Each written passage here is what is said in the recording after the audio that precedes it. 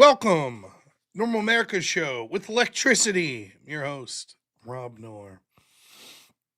We had a lack of electric night last night, which impeded me. I was going to join Andrew on his stream last night with his TikTok evasion stuff, and unfortunately, the weather decided not to cooperate, putting the electricity out of my reach.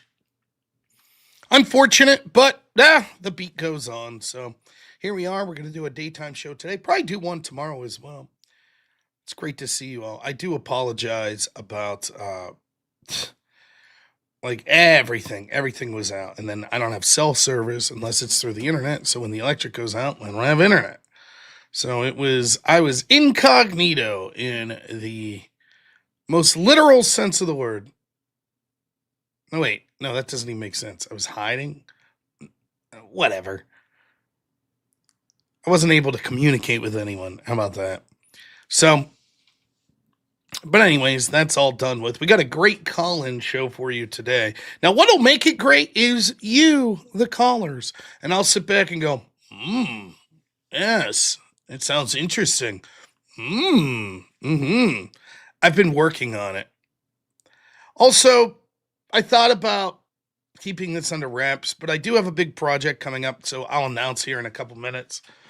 I think you guys are going to like it, and it'll explain a little of my not being around here in the past few days. So I'm very excited. I think it's going to be the most incommunicado. That's what I was looking for, Gooberang.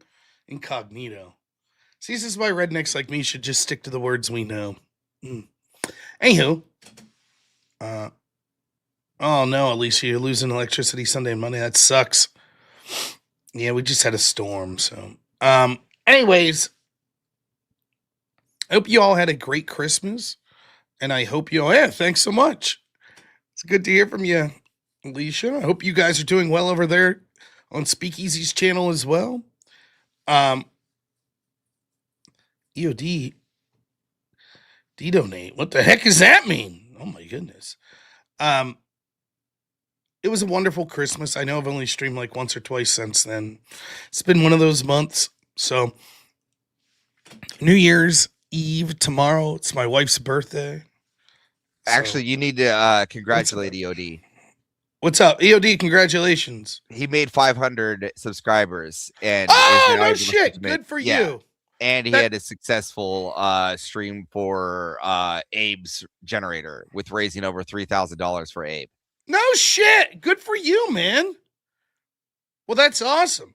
I didn't even know about Abe's generator. I knew Abe was out of electricity at one point. But amazing. That's great news, EOD. I know he's probably not here right now, but that's amazing. Why you got your left. That's why you got your right-hand man. Yeah.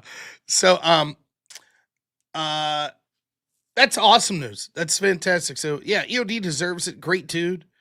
And I'm happy to hear that he's finally reached 500 and that he was able to help out Abe there. Another great dude. So excellent work. Yeah, my wife's birthday's tomorrow. So I don't know what the day will hold for us. Like I said, I asked her if she wants to go out to dinner. Nope. You want to go out to a bar or something? Nope. What do you want to do? I don't know. So we'll probably just hang out at the house. But that's sort of where my life's been here. And then, of course, starting New Year's Day, January 1st, we'll be getting ready to go out at Word War, which will be coming up. I have some meetings with that here today. So excited to be able to do that stuff. But yes, thank you. I'm sure my wife will appreciate all the birthday wishes. I don't even know if she's in the house right now. Her and her sister were here, and they had some thank you, Alicia. Had some errands they were going to run. So we'll see what's going on with her when I'm done here, because New Year's resolution, I don't know. I haven't thought about it yet. I've already sort of talked about sort of the 3 areas I'm working on my life. So, but we'll get there. The right gift for the right year of the birthday, or is that marriage years? That's marriage. God damn it. Yeah. Like the different anniversaries, like your iron and, yeah. Did you get her something nice at least? I did. Dude, it feels good to be back. We're I know, back, people. You know what? We are. I'm going to interrupt the show for a minute. This is the Rob Noor Show. It's not the Noor Rob Show. This is my favorite show because it is my show. If this was your show, Welcome back from the holiday, you'd probably everybody. like it more. But maybe that's just because it was your show. But it's not your show. It's the Rob Noor Show. Fantastic.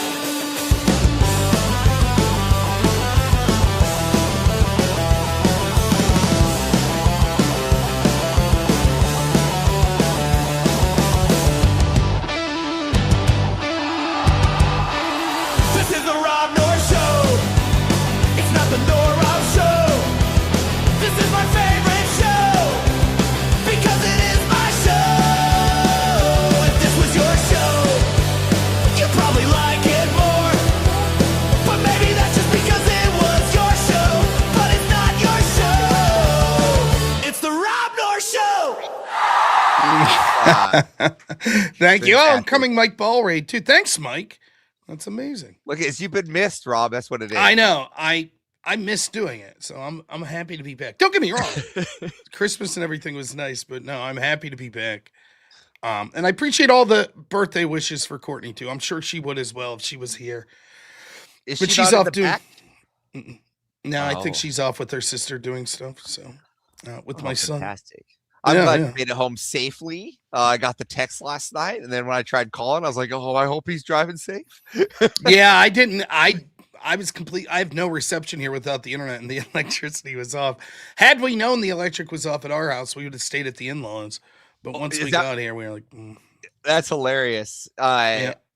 I was like, does he know that there's an invasion going on right when he told us we're going to be Yeah, live? Andrew. Yeah, Andrew had messaged me earlier in the day about it, and then So So I know that he was doing his own panel, right? And so like I was like, all right, well, we can easily do this. And so then when he had technical difficulty, right, I'm sitting here going, Rob, we can actually host for him right now. We can do this.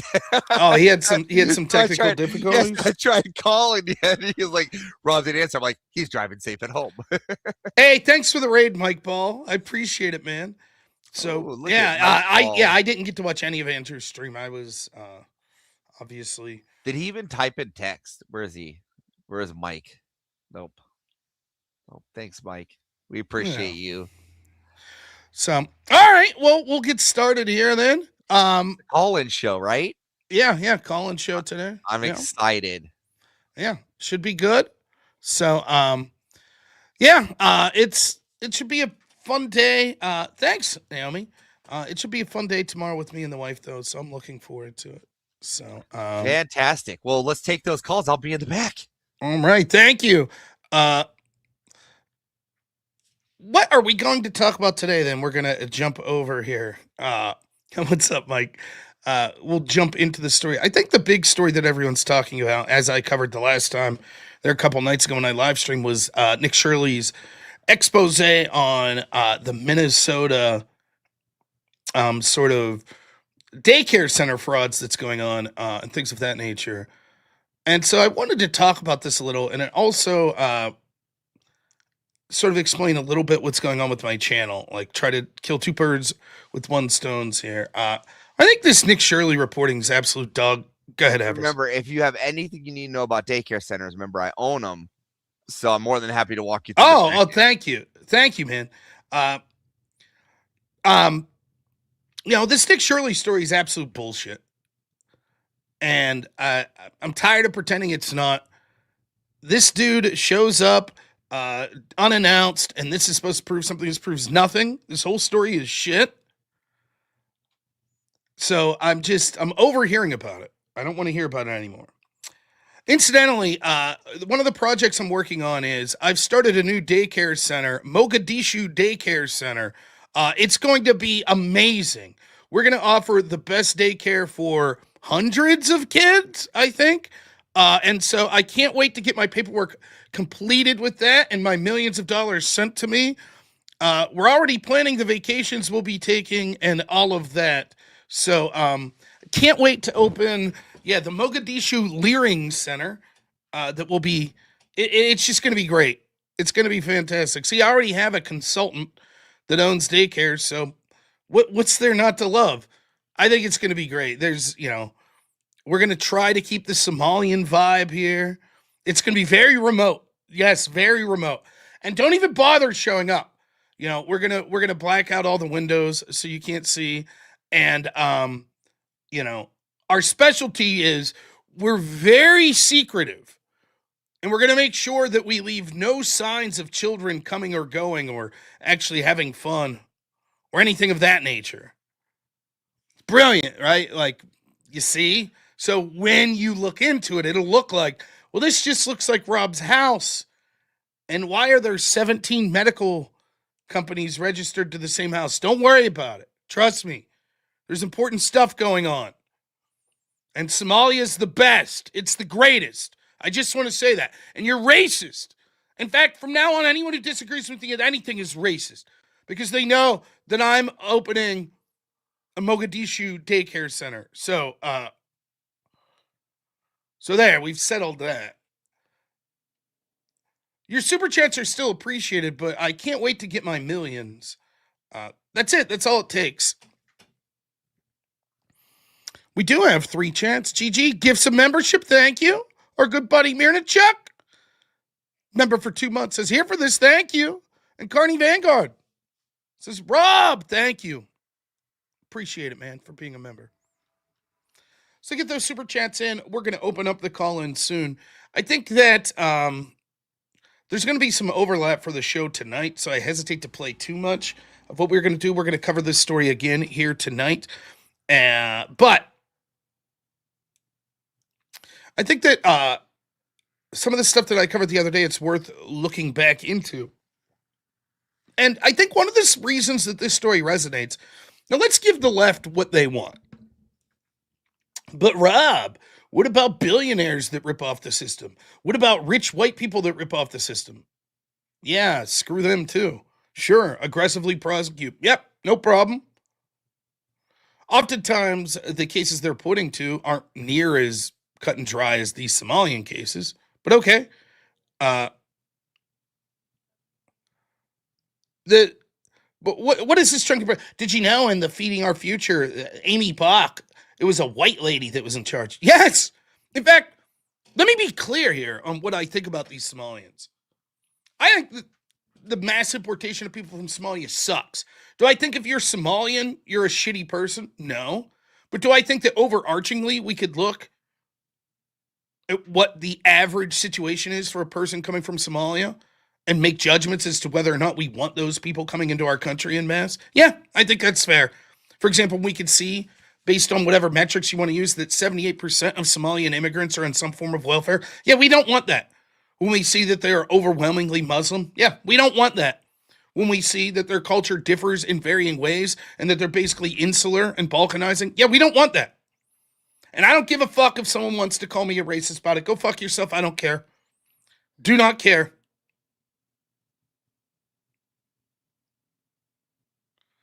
Means nothing to me. So when you see fraud rampant in this community, even above and beyond that, of course, it's something that we're going to look into. And what's so infuriating about it is because it illustrates so many things that people like me have been talking about for so long. And it's just sort of the most absurd manifestation of it. It is so blatant, the fraud that's going on. It is taking a community of people that we're told we need to import for how much they'll benefit our society that are doing the exact opposite. At the same time that people are struggling in this country, working 2-3 jobs, we have people just claiming to be daycare owners that are making millions of dollars. From a country like Somalia, there's more of a defense from people from Somalia than there are 6th, 7th generation people here in the States.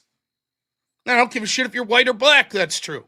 How would you feel right now if you're someone, a black person in inner city Somalia? There I go. I mean Minnesota, but you forgive me. In inner city Minneapolis or something like that. And you're like, wait a minute. I tried to do things the right way. My communities are struggling. And these fucking people come in off the boat and they're getting millions of dollars. It's a joke. Every day the system shows you more and more that the system's about the very wealthy and the people that want to scam the system. And who's paying for it all? You, the working class. And it's infuriating. And it also shows just how easy it is with our Byzantine, huge government with all the spending for corruption to take place. One of the things I hear the lefties saying over and over is if this is somehow some point, well, look at all the fraud that occurred with the PPP loans. Yeah, no shit. Yes, you're right. Yes, I did talk about it a lot. But Rob, what if there was a right-winger? Fuck him. Throw him in jail. I don't give a shit. The point is, the same lefties that want to spend more,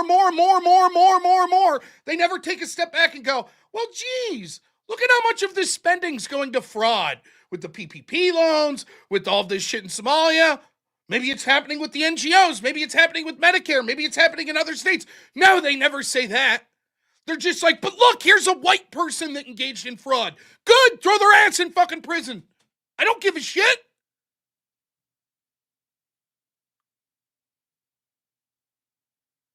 Then it'll be like, it's just a couple billion here, a couple billion there. Our budget's so huge, who gives a fuck? How did we get to this place? Where we can actually look at billions of dollars of fraud and shrug our shoulders and go, oh well, it's a drop in the bucket. Who gives a shit? What, are we going to waste time on that? Yeah, $38 trillion in debt. And you start to realize, like, wait a minute. Maybe we should have stopped this, 20 years ago.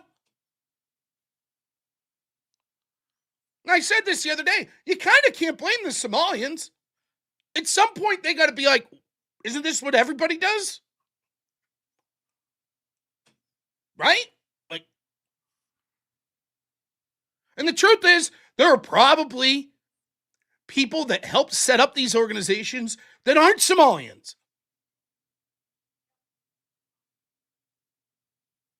They might even be white. Now, I know everyone that's like, this is just about racism. Are going to be like they assume that someone like me would be like, oh, some white guy or lady helped instruct these Somalians how to engage in fraud, and now they're getting millions of dollars. They think that I'm going to be like, let those white people off. They're good. Yes, evil white people. Yes, we're fantastic. No, fuck those people. They're probably politically connected. I'll bet most of them are connected to politics through the Democratic Party in some direction. And yes, white. Yes, they're probably white. Fuck them. And now, you might say, oh, but would you say that they're connected to the Republican Party? Yes, as we're about to get to. Yes, I would say that. Fuck them too. You see, my issue, and that's why I started off talking about exactly what I think of the refugee system of bringing so many Somalians in and how they're balkanizing in Minnesota. I started with that for a reason. Because I want to put forth my honest opinion first. Because the truth of the matter is, when it comes to fraud, I think it's ubiquitous within our system. I don't think it's just Somalians. So I don't want to have anyone accusing me of like, does Rob have a soft spot for Somalians? No. I think they're doing what the Democrats and many establishment Republicans have taught communities to do all throughout this fine country. Scam. Fraud, waste, inefficiency. Get those government dollars no matter what. Don't try to actually do something productive. Don't ask how you could make society better. Ask how you could exploit the government. Demand more money in taxes so that you could get more programs. White, black, Hispanic, Asian, Somalian, I don't give a fuck. That's what's happening. Billions upon billions of dollars just handed out. This program, that program.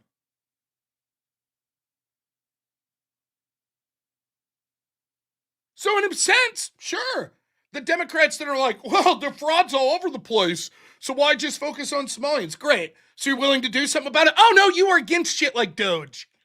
You're against reining in government spending. In fact, anytime we try to stop any amount of government spending, they immediately go to, but people will die of cancer.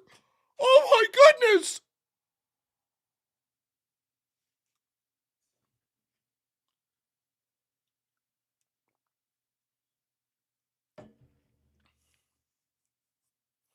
It's amazing to watch them jump on to try to discredit this story. Now, there's a lot of ways that we could take this, but I thought, why limit it to just shitting on Democrats, right? Because the truth of the matter is, the establishment Republican Party is involved in this. I don't want to say just as much, but they're involved. And I'm not that interested in parsing the difference. Let's start here. I mean, we can talk about this for hours, but let's start here.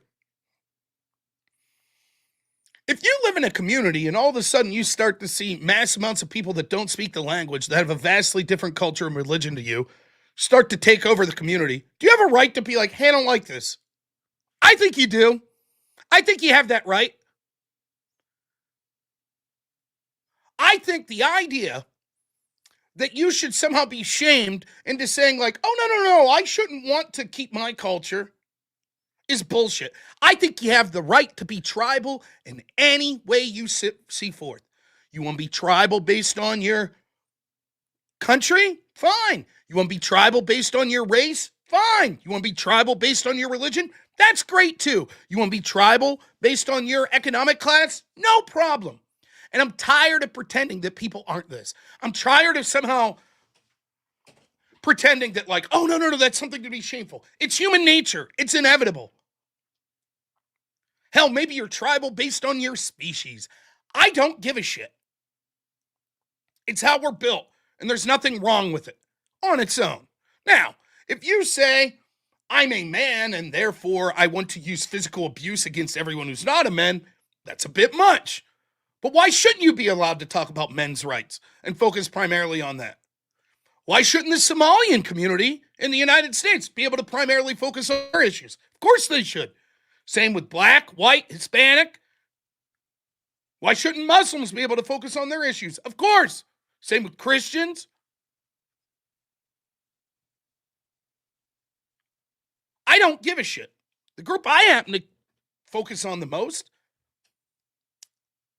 is people in rural areas in this country who I think have been fucked over.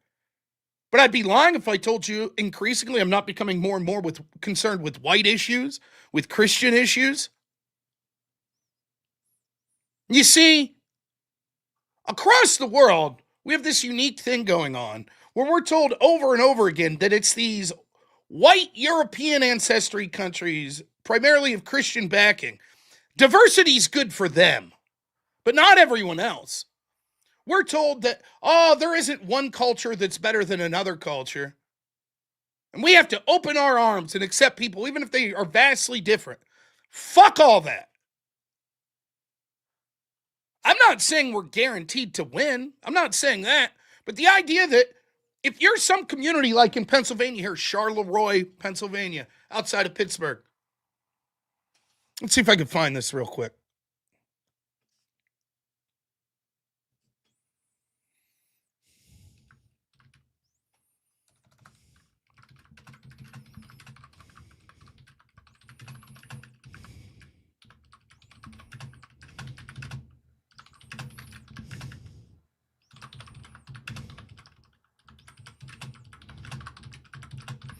Someday I'm going to head to Charleroi with a camera, and I'm going to film some of this shit for you.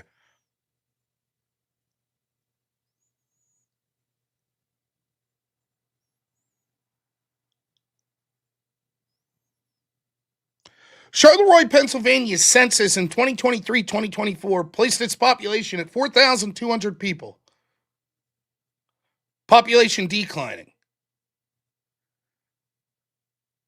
Charleroi's experienced a significant influx of immigrants in recent years, particularly Haitians, although some countries like Liberia and Jamaica. Local officials say that it's up of 2,000 immigrants.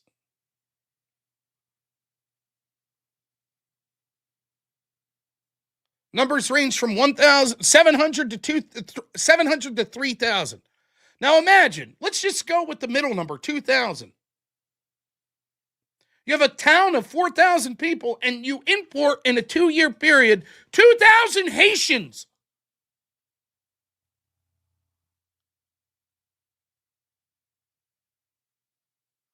One-third of your community now are people from Haiti.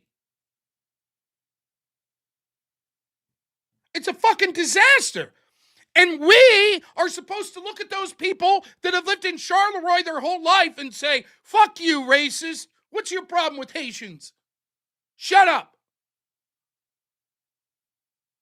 I'm sorry. Kiss my ass. Those people of Charleroi have every right to stand up and say, no, it's not that I'm racist. It's that I like my community and my culture, and I don't want it mass overran with people that have nothing to do with it. And the idea that we have to sit here and like walk on eggshells, fuck all that. No. Now, why do I bring this up? Someone asked in the chat the other day, well, what's the benefit in politicians for allowing this to occur? And of course, people were able to be like, oh, well, the kickbacks that they get, that you bring in a bunch of these Somalian people, which helps you in the census, which means your Democrat Party could get more seats in these areas, and more federal dollars come in, and then those federal dollars can go to those communities, which then put for your campaign funds, et cetera, et cetera. Now, I know what's happening, though. Most people are like, Democrats, right? And yes, this is part of the Democrat model. Absolutely. But make no mistake about it.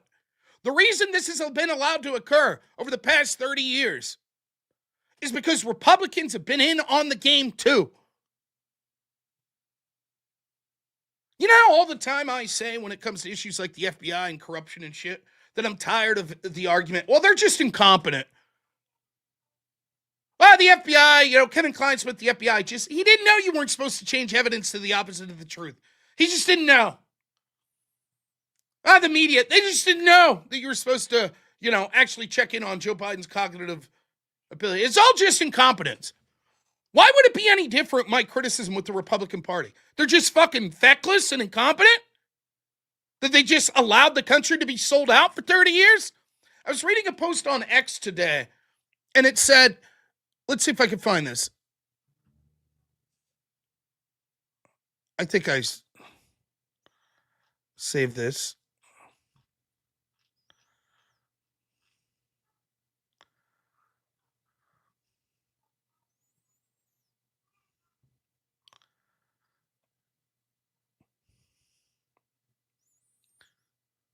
The United States emerged from the Cold War with such historically uncontested hegemony that they had to invent a new word, hyperpower, to describe it.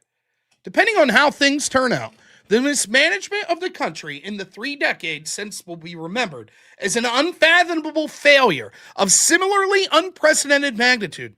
Maybe they'll have to invent a new term for it too, like uber fuck up. The United States after the Cold War was the world's sole superpower, culturally, economically, militaristically. And we pissed it all away. We pissed it all away. So that a bunch of corrupt motherfuckers in this country could enrich themselves and their allies all across the world. That's what happened. So now we find ourselves at a point where people start speaking up.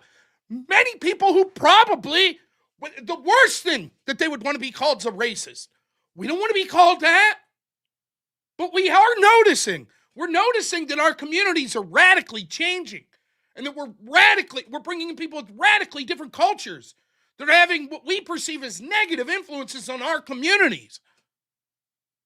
Shut up, racist, they're told.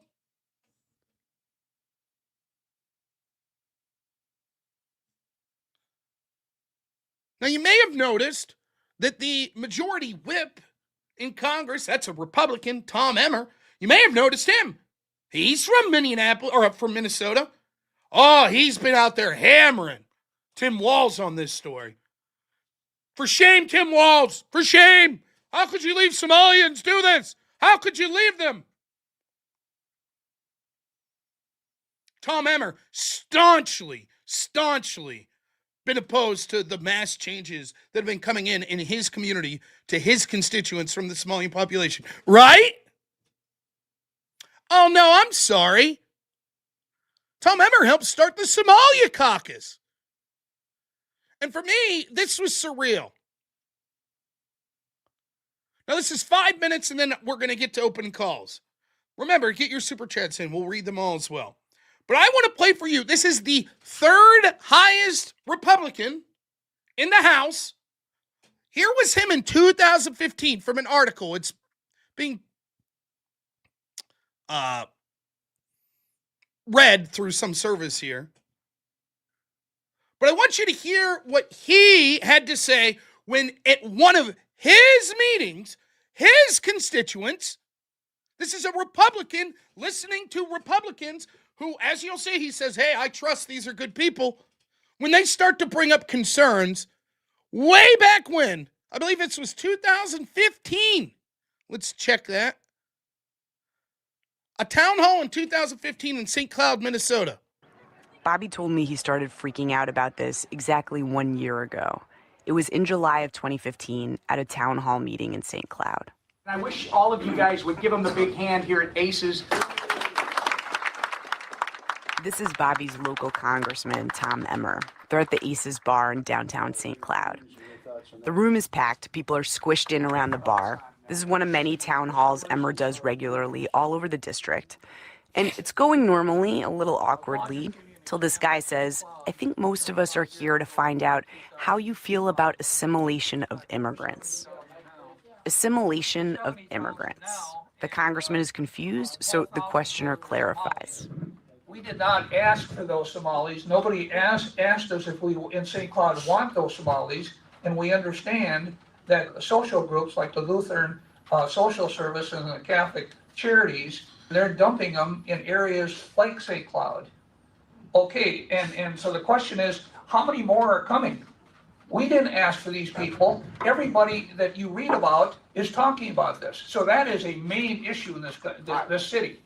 There is no control. The people have no control over any immigration. The mayor doesn't. I don't know.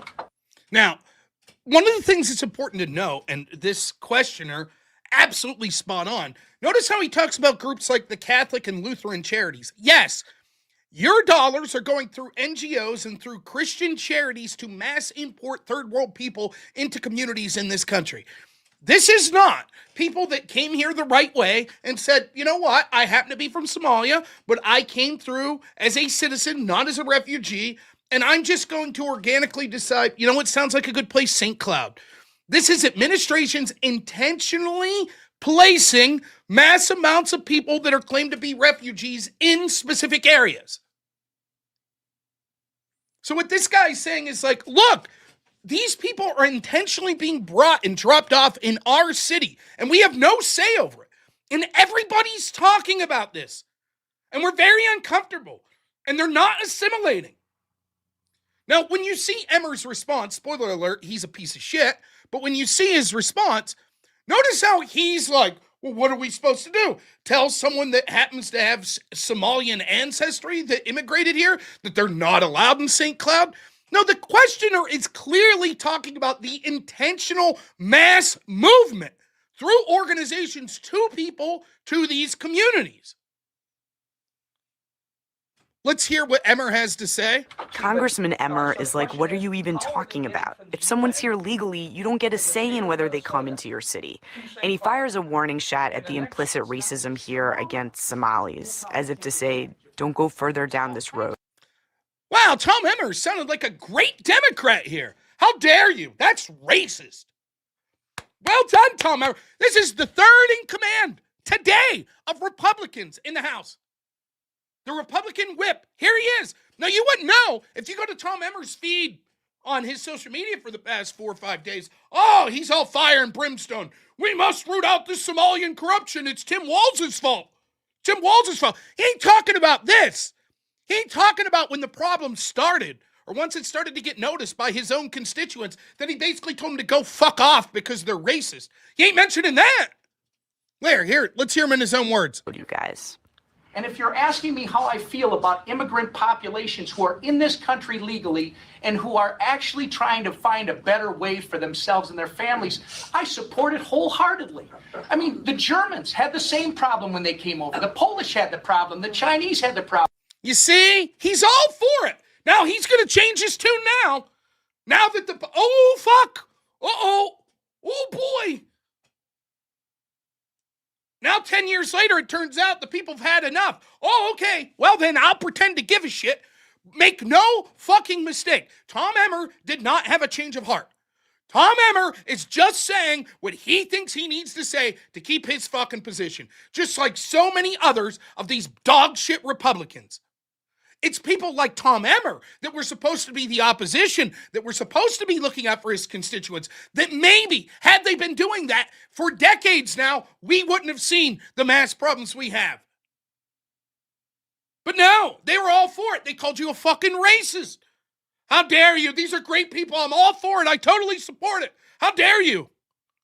Now they're going to be out there, forget about all that. Oh, we were talking about, the immigrants that were good, good immigrants. And, there are people out there like Nick Fuentes that are racist and we don't want to go down that racist road. And that's all I was talking about. But yeah, Tim Walz is a bad man. Fuck you, Tom Emmer. Fuck you. We have I'm a an problem. Irish- on their own, no. We have a different problem. They didn't come to subvert the Constitution. You're not addressing the idea that they're not being assimilated. The other people I'm going to tell you, the Somalis, according to the measurements that have been used over time, are some of the fastest assimilating populations that we've had. Hear that? Somalians are even better than most immigrants we have because they assimilate even faster. When I did this panel, the start of my 24-hour stream, that was the shit they were saying. All the data shows Somalians, by second generation, third generation, they're totally assimilated. Fuck you. This is a joke. Italians, people coming over from Italy, people coming over from Spain. Nah, they don't assimilate like those Somalians. You can't even tell. Within a couple years that they came from a different country. That's how assimilated the Somalians are. It's a fucking joke. It's an absolute joke. Wipe your ass with this data that says that. It's a fucking joke. Continues. There are Somalis in the room, too. I hear all the time the word assimilation. I feel myself assimilated. I speak English, I have a job, I have a family, I drive the same streets every day, just like you. What's the thing that's missing? You should not be afraid of Muslims here. If you guys have any questions, anything to talk about, come to us. We'll answer all your questions. We will address your fears. But I don't think there's nothing we have to fear in America. Hey, now that we've been here for a couple days, we're more American than you. Right? We're more American than you. We've assimilated. Trust us, bro. Don't worry about Muslims. Don't worry about it. Trust us. We've assimilated.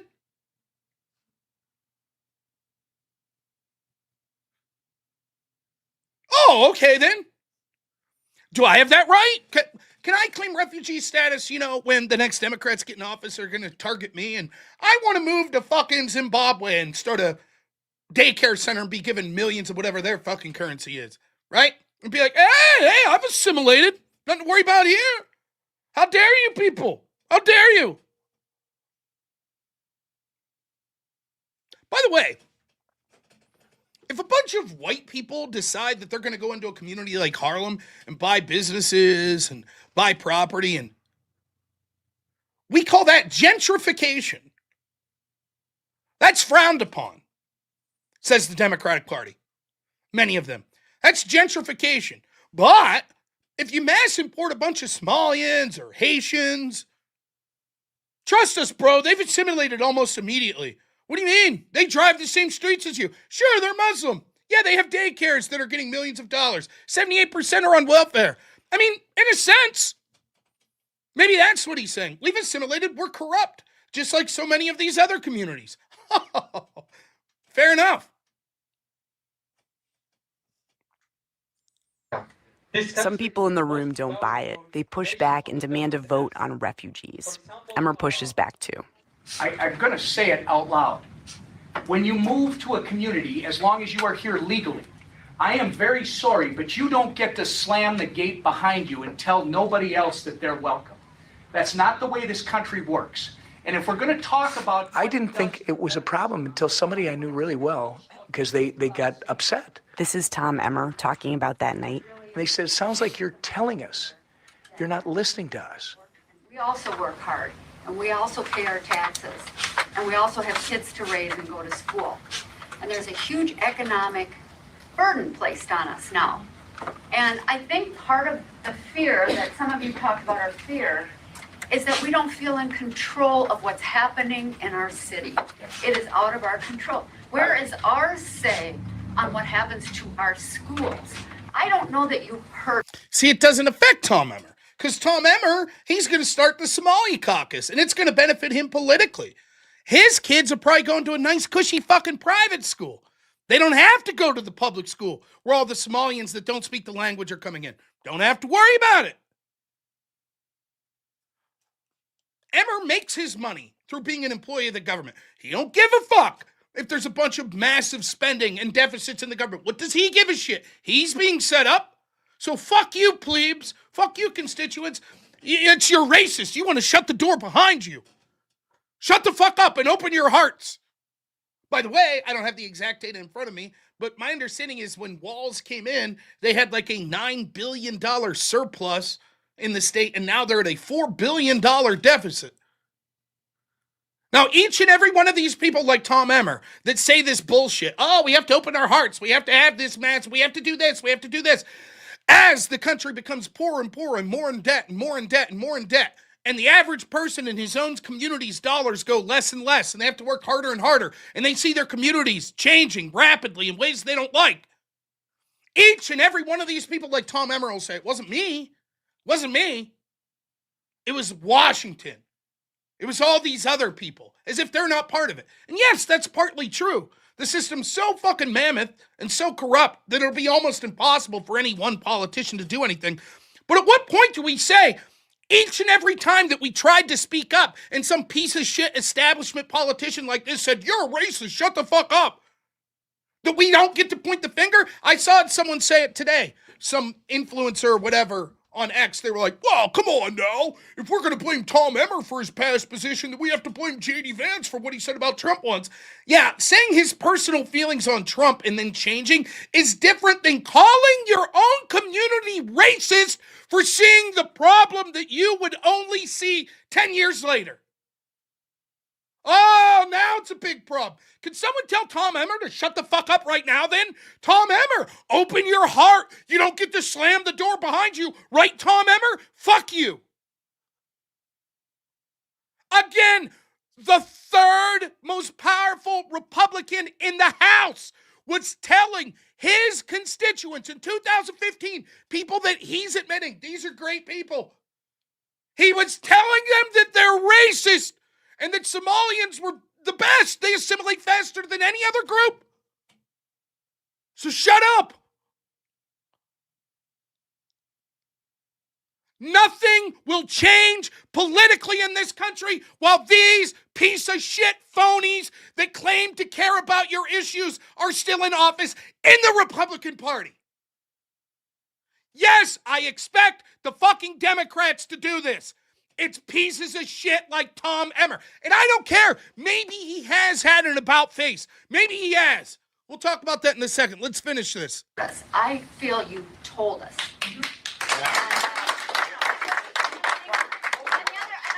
And I thought I'd been listening all night. So then I stopped and I said, because then I thought, this is a problem because this person is not that way. Say what you mean, this person is not that way. What is that? Racist. That's what he means.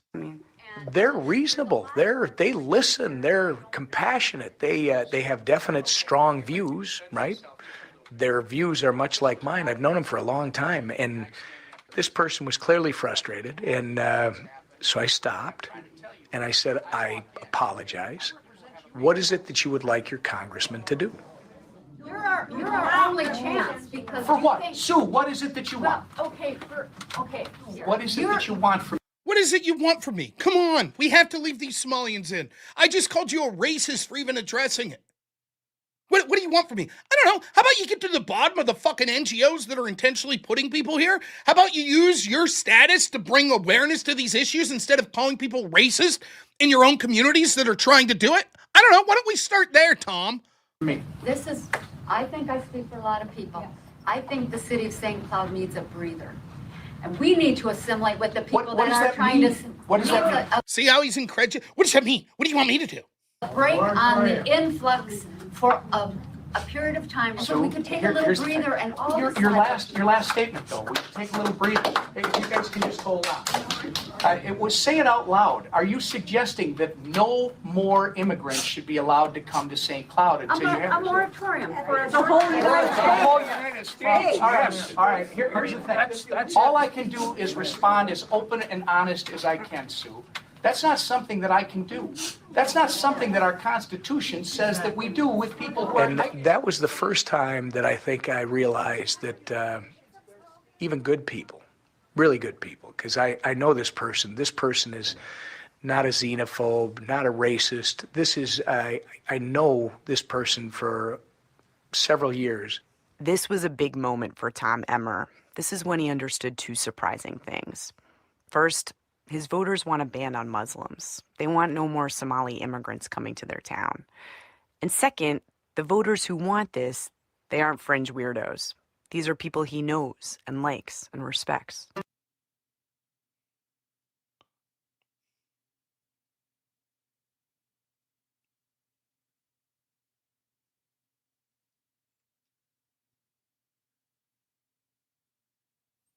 If you read this, the reason the Somalis came to St. Cloud is because there's a civil war and famine.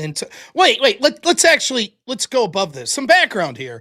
There are a lot more Somalis in town than there used to be over a short period of time. 15 years ago, there were only a handful of Somali residents in St. Cloud. Now there's approximately 10%, or 10,000, 5% of the St. Cloud metro population. Again, this was 2015. But still, almost 90% of St. Cloud is white. Oh, no. White people, oh my gosh. It must have been a hellhole. 90% white in St. Cloud? What a fucking terrible. My goodness, that must have been a terrible place. You know what they need? Some Somalians. That'll make things better. Majority Catholic or Lutheran. It was and still is, relatively speaking, a monolithic place.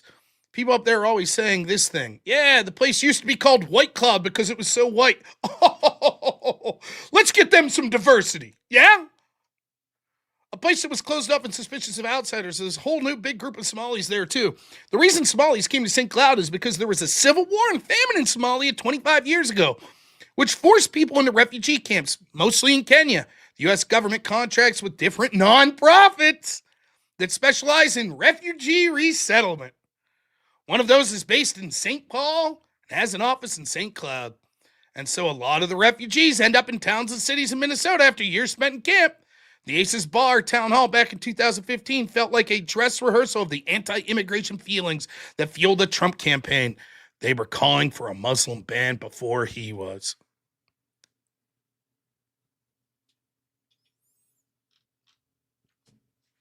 There you have it. So, when you ask yourself, how did we get here? And you say, well, Democrats want this. They want the illegals. They want to displace. That's true. So do the Republicans. So did Tom Emmer. Oh, Tom Emmer, he's a relic. He's from a bygone era. Things are different now. He is the Republican whip in Congress, the third most powerful Republican in Congress. And he's out there. Oh my God! Here, you don't believe me? Here, let's take a look at Tom Emmer's X feed, shall we? Is he out there saying, "I'm so sorry. I'm sorry. I fucked up royally"? You think that's what he's saying? Let's just start at the top. Tom Emmer reacts to Nick Shirley viral video highlighting several instances of alleged fraud in Minnesota. While Tim Walz and Keith Ellison have been looking the other way, billions have been stolen. He looked for it, Molly. While Tim Walz and Keith Ellison have been looking the other way, billions of dollars have been stolen from Minnesota taxpayers. You've got the child care centers that he showed you. There's 80 autism centers that are under investigation. No. There was a housing stabilization program that was created in 2020. They estimated it was going to run about $2 million a year. Molly, they shut it down in October because it was rife with fraud, and they'd already sucked out over $160 million. No shit, Tom. Man, if only you would have been in office all that time to be able to do something. Here you see some of the, there you go. Tom Emmer, Chairman Emeritus of the Somalia caucus. Huh. Well, that's just one post, though. Surely Tom's saying other stuff. Unassimilable foreigners have been looting and pillaging American people for too long. Justice demands Somali fraudsters be denaturalized and deported. Wow! Foreigners that won't assimilate? But wait a minute. Tom Emmer just said in 2015, no one assimilates better than the Somalian people. But now he's out there reposting this. He says, I'm calling for the denaturalization and deportation of every Somali engaged in fraud in Minnesota. Read my full statement below. I have 3 words regarding Somalis who have committed fraud against American taxpayers. Send them home. If they're here illegally, deport them immediately. If they're naturalized, revoke their citizenship and deport them quickly thereafter. If we need to change the law to do that, I will. Our nation will not tolerate who take advantage of our charity and refuse to assimilate in our culture. Additionally, if any naturalized Somalis had undisclosed ties to terrorist organizations like Al-Shabaab, I want to see their citizenship revoked and their asses sent back immediately. Woo! He swore. He said asses. You know that he's serious. Same goes for anyone who's found to have committed marriage fraud during the immigration process. Fuck you, Tom Emmer. Fuck you. From the bottom of my heart, go fuck yourself. This guy's gonna run on solving the very problem that he called his own base racist for pointing to 10 years ago. He called them racist. He said, what can I do? That's not what our country's about. Here he is in this, we'll send their asses back. And if I have to change the law, I will. Where was that energy in 2015, Tom Emmer? Where was it? You said, oh, what do you want me to do? We can't do things like that. That's against the Constitution. We can't slam the door behind us.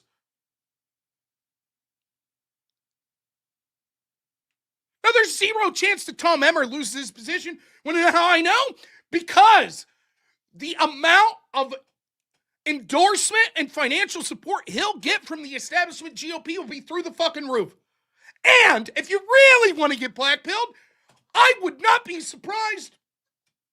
Mark it down. Fucking clip it right here. You ready? I predict within the next 2 weeks, Donald Trump's going to come out in support of Tom Emmer. That's what'll happen. Just like when Susie Wiles fucked up and did those interviews with Vanity Fair, 11 of them, and then they came out and it looked bad for the Trump administration, and so the whole Trump administration said, she's the best. Susie Wiles is the best. Same shit here. That's what'll happen. You'll see all these people connected to the Trump administration, and probably Trump himself saying, Tom Emmer's a great dude. We're trying to do great things. The Kosh Patel and the FBI, they're on it. They're going to get to the bottom of this shit.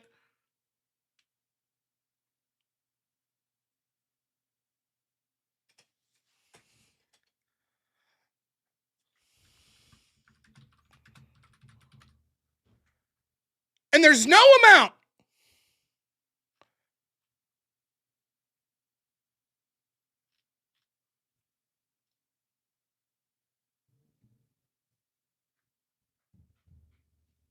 the dude's he's on Fox News, like on every channel now.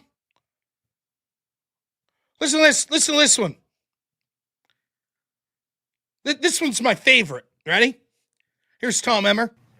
Well, it's amazing to me that a 23-year-old journalist, a YouTuber, who's now got over 80 million views on this thing, found more in a matter of hours than Tim Walz and Keith Ellison, our Attorney General, have found in 7 years, Mike.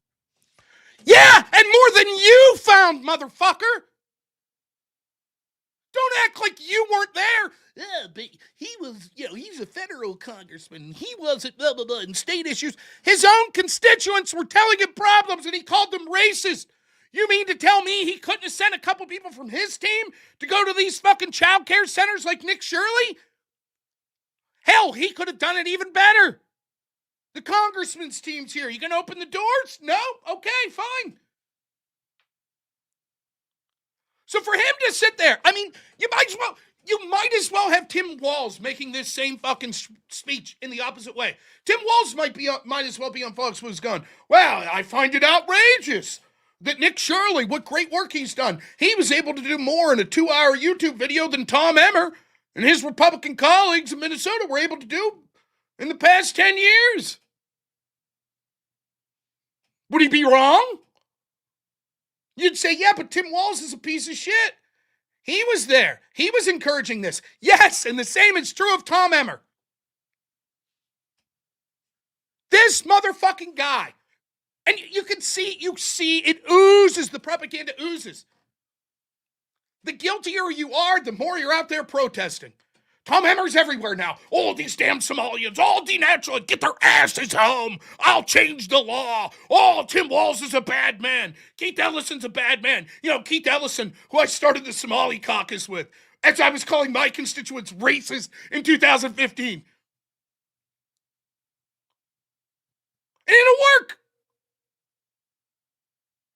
He'll be out there. Oh, he's the point person now for Somali fraud. And then guess what? If suddenly, 3-4 years from now, for whatever reason, public perception changes, and now his internal polling says, oh, now I got to call everyone racist who has a problem with the Somali community, that's what he'll do again.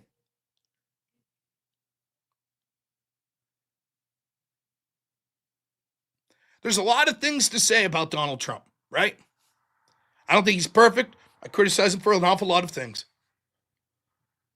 But at least he'll come out and he'll say something. At least he'll highlight a problem with something. He has his own motivations. Sometimes I think they're wrong, etc. But so much of the Republican Party is just pretending to be the opposition to the globalist establishment Democratic Party and being right there with them the whole time. What's the internal polling tell us that we have to pretend to give a shit about so we get elected again? Sure, that's what we'll do. Anyways, business as usual. What the fuck have Republicans done since they've controlled the presidency, the House, and the Senate? What's Congress done? What have they done? I believe they're on pace to pass less bills than any Congress in history, or at least in modern history. Amazing! And yet, people that have been there, like third in command in the House, Tom Emmer, he's going to be given the go-ahead. Yes, keep it going, Tom. Great dude. He's out there. It's a win, Rob. Can't you see it's a win? Now we've got normie Tom Emmer talking about denaturalization. Oh, fuck you.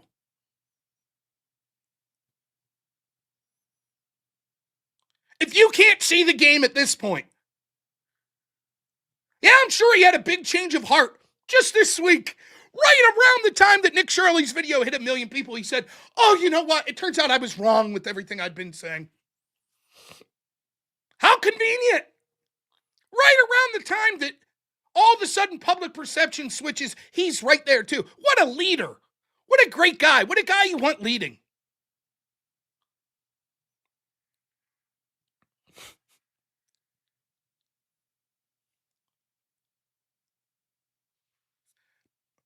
But hey, at least the bleeding stopped. At least we can say that, right?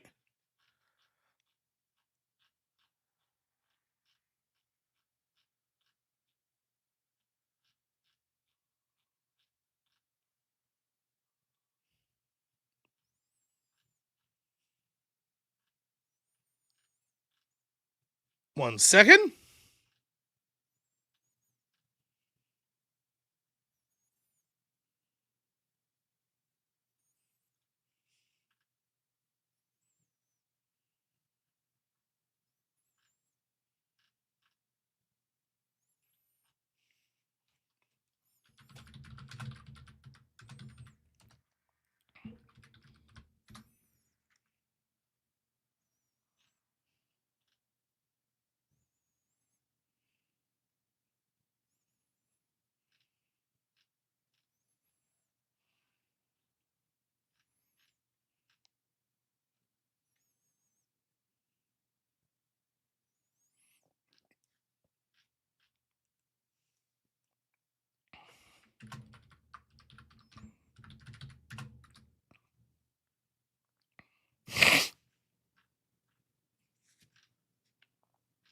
I'm looking for something specifically. Trust me, it'll enrage you even further.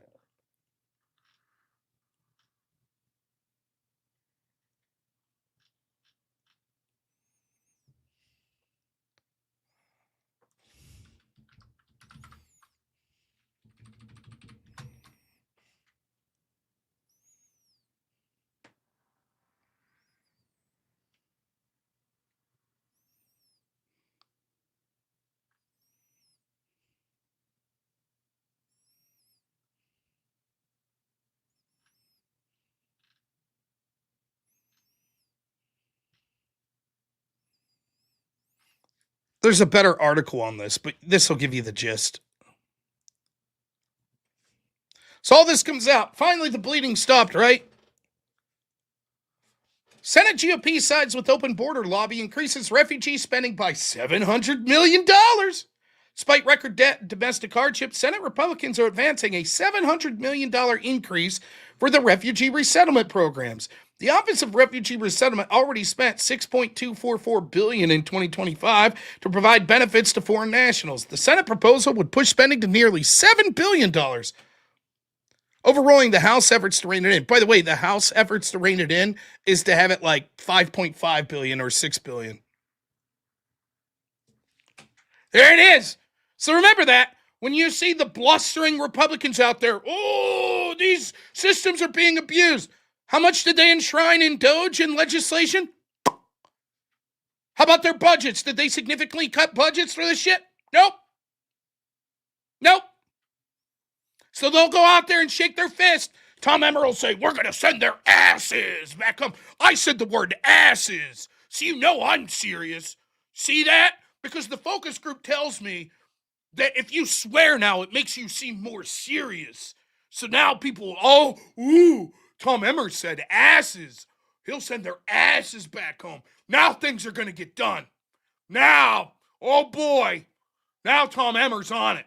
They fucked up. Now you fucked up. You made Tom Emmer angry.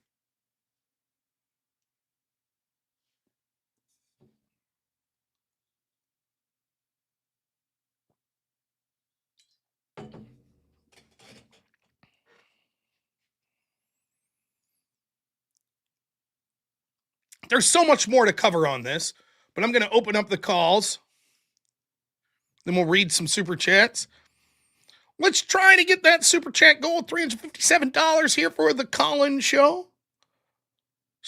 The link will be pinned to the top of YouTube if you'd like to call in. It's call-in time, but we forgot to do one thing before that. You know that, right? Read super chats? No. Well, I mean, did you read super chats? No, that's what I was about to do. Oh, but you forgot to do one other thing too. Here, I got it. I got you though today.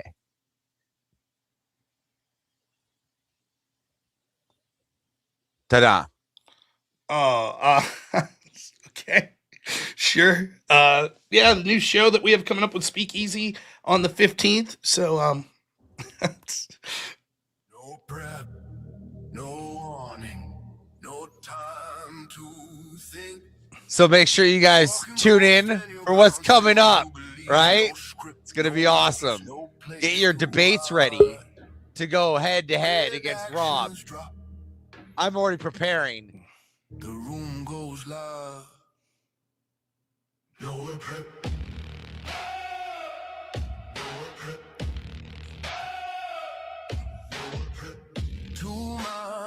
Now, do you think that he's going to be able to take my Green Lantern topic is the question. No topic, no opponent name, just pressure, just fire, just debate.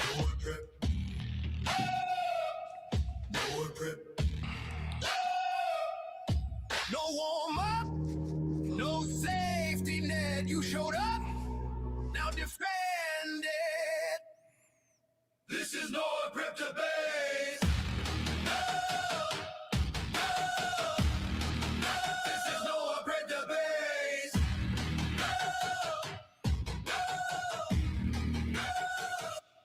No prep. Yeah, I have to throw it out there. I'm coming. Stuff's important. It's funny. Sorry, texting the wife here real quick. No, that's fine. I'll just keep them occupied.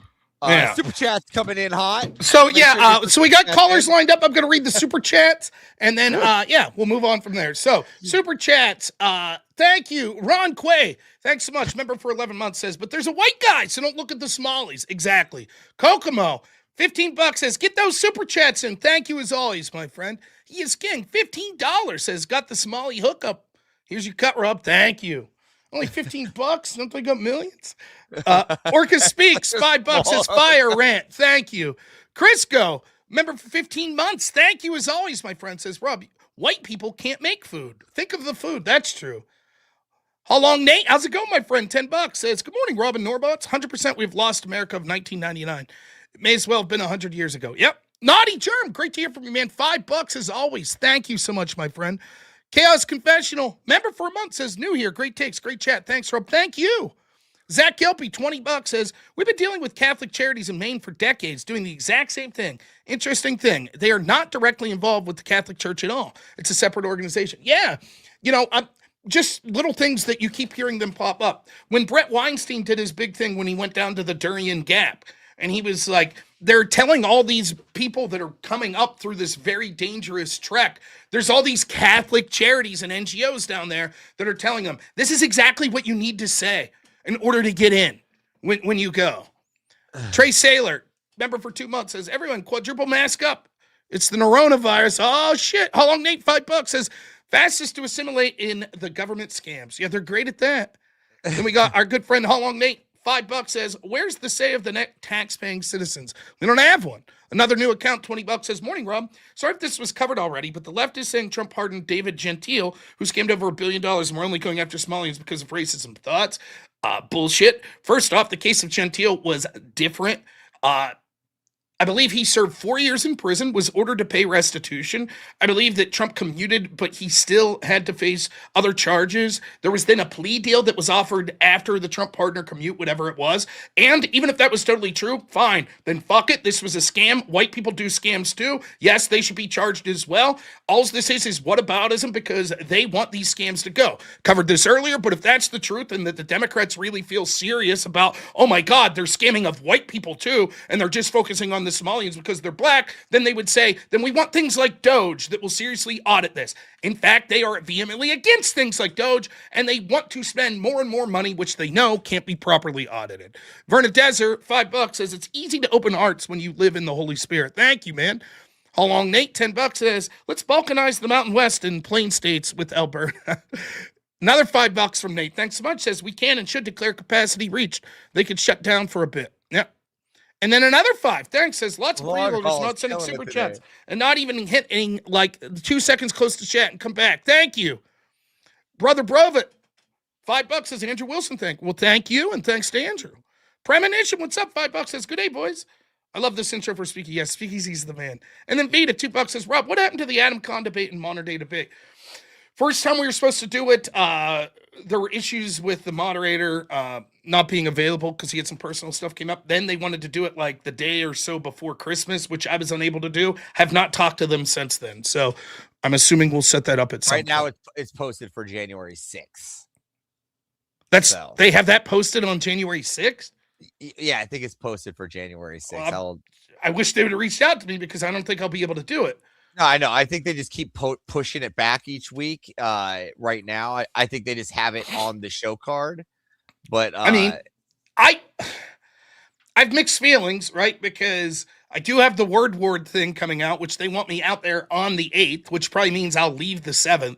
So am I going to be prepping a debate for the 6th? I don't know. Anyways, Gooberang, $10 says, the elites wanted to make the U.S. the third world so they can control us. They hate to have to be accountable for the free people. Totally agree.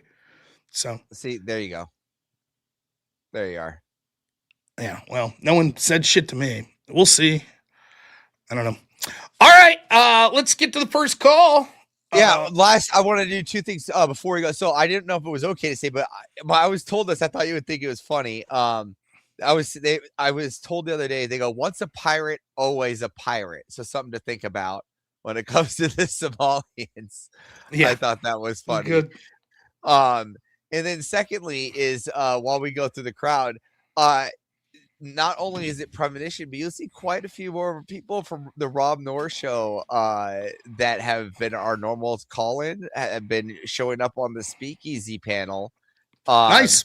So little shout out to the people from the Norian crew here. Good job going and wrecking panels over there.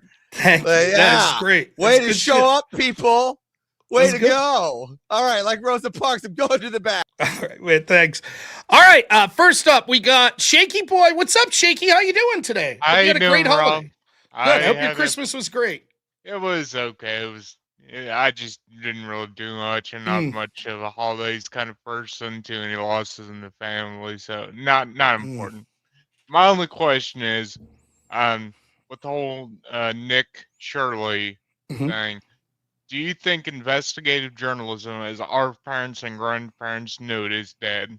Yes. I think that this has been the case for a long, long time. I talk about this a lot. So go back and watch. Maybe we'll do it tonight in this show. They have the White House Correspondents' Press Dinner, right? And this is, where all the journalists come together and they have this fancy dinner. And there's a lot of times they would have formerly funny comedians on there. Like I think Norm Macdonald did it once. It's one of my favorite Norm bits ever. Back in like 98 or something when Bill Clinton was president. And listen to them talk about themselves. And you'll see these, stewards of modern day journalism that get up on the stage and they'll say, we are the fourth estate and we are so important to hold the powerful accountable and so that the people could see. And they're absolutely correct. They're absolutely 100% right about the importance of journalism. And this obviously makes sense, even going back to other civilizations, right? Right. The truth is that your average, if you don't, one of the big problems with direct democracy, which we're not, is that the average person can't be informed on every issue. And so the concept of a republic, or the concept of sort of a indirect democracy, an elected democracy or something, would be, well, you just inform yourself enough to vote for the person that you think would represent your views as best as possible. Then they inform themselves on a lot of these issues. Okay. Now, again, I know that right now there's a lot of people that are like, oh, that's not what's going on. I get it, right? But let's just say hypothetically that's the intent.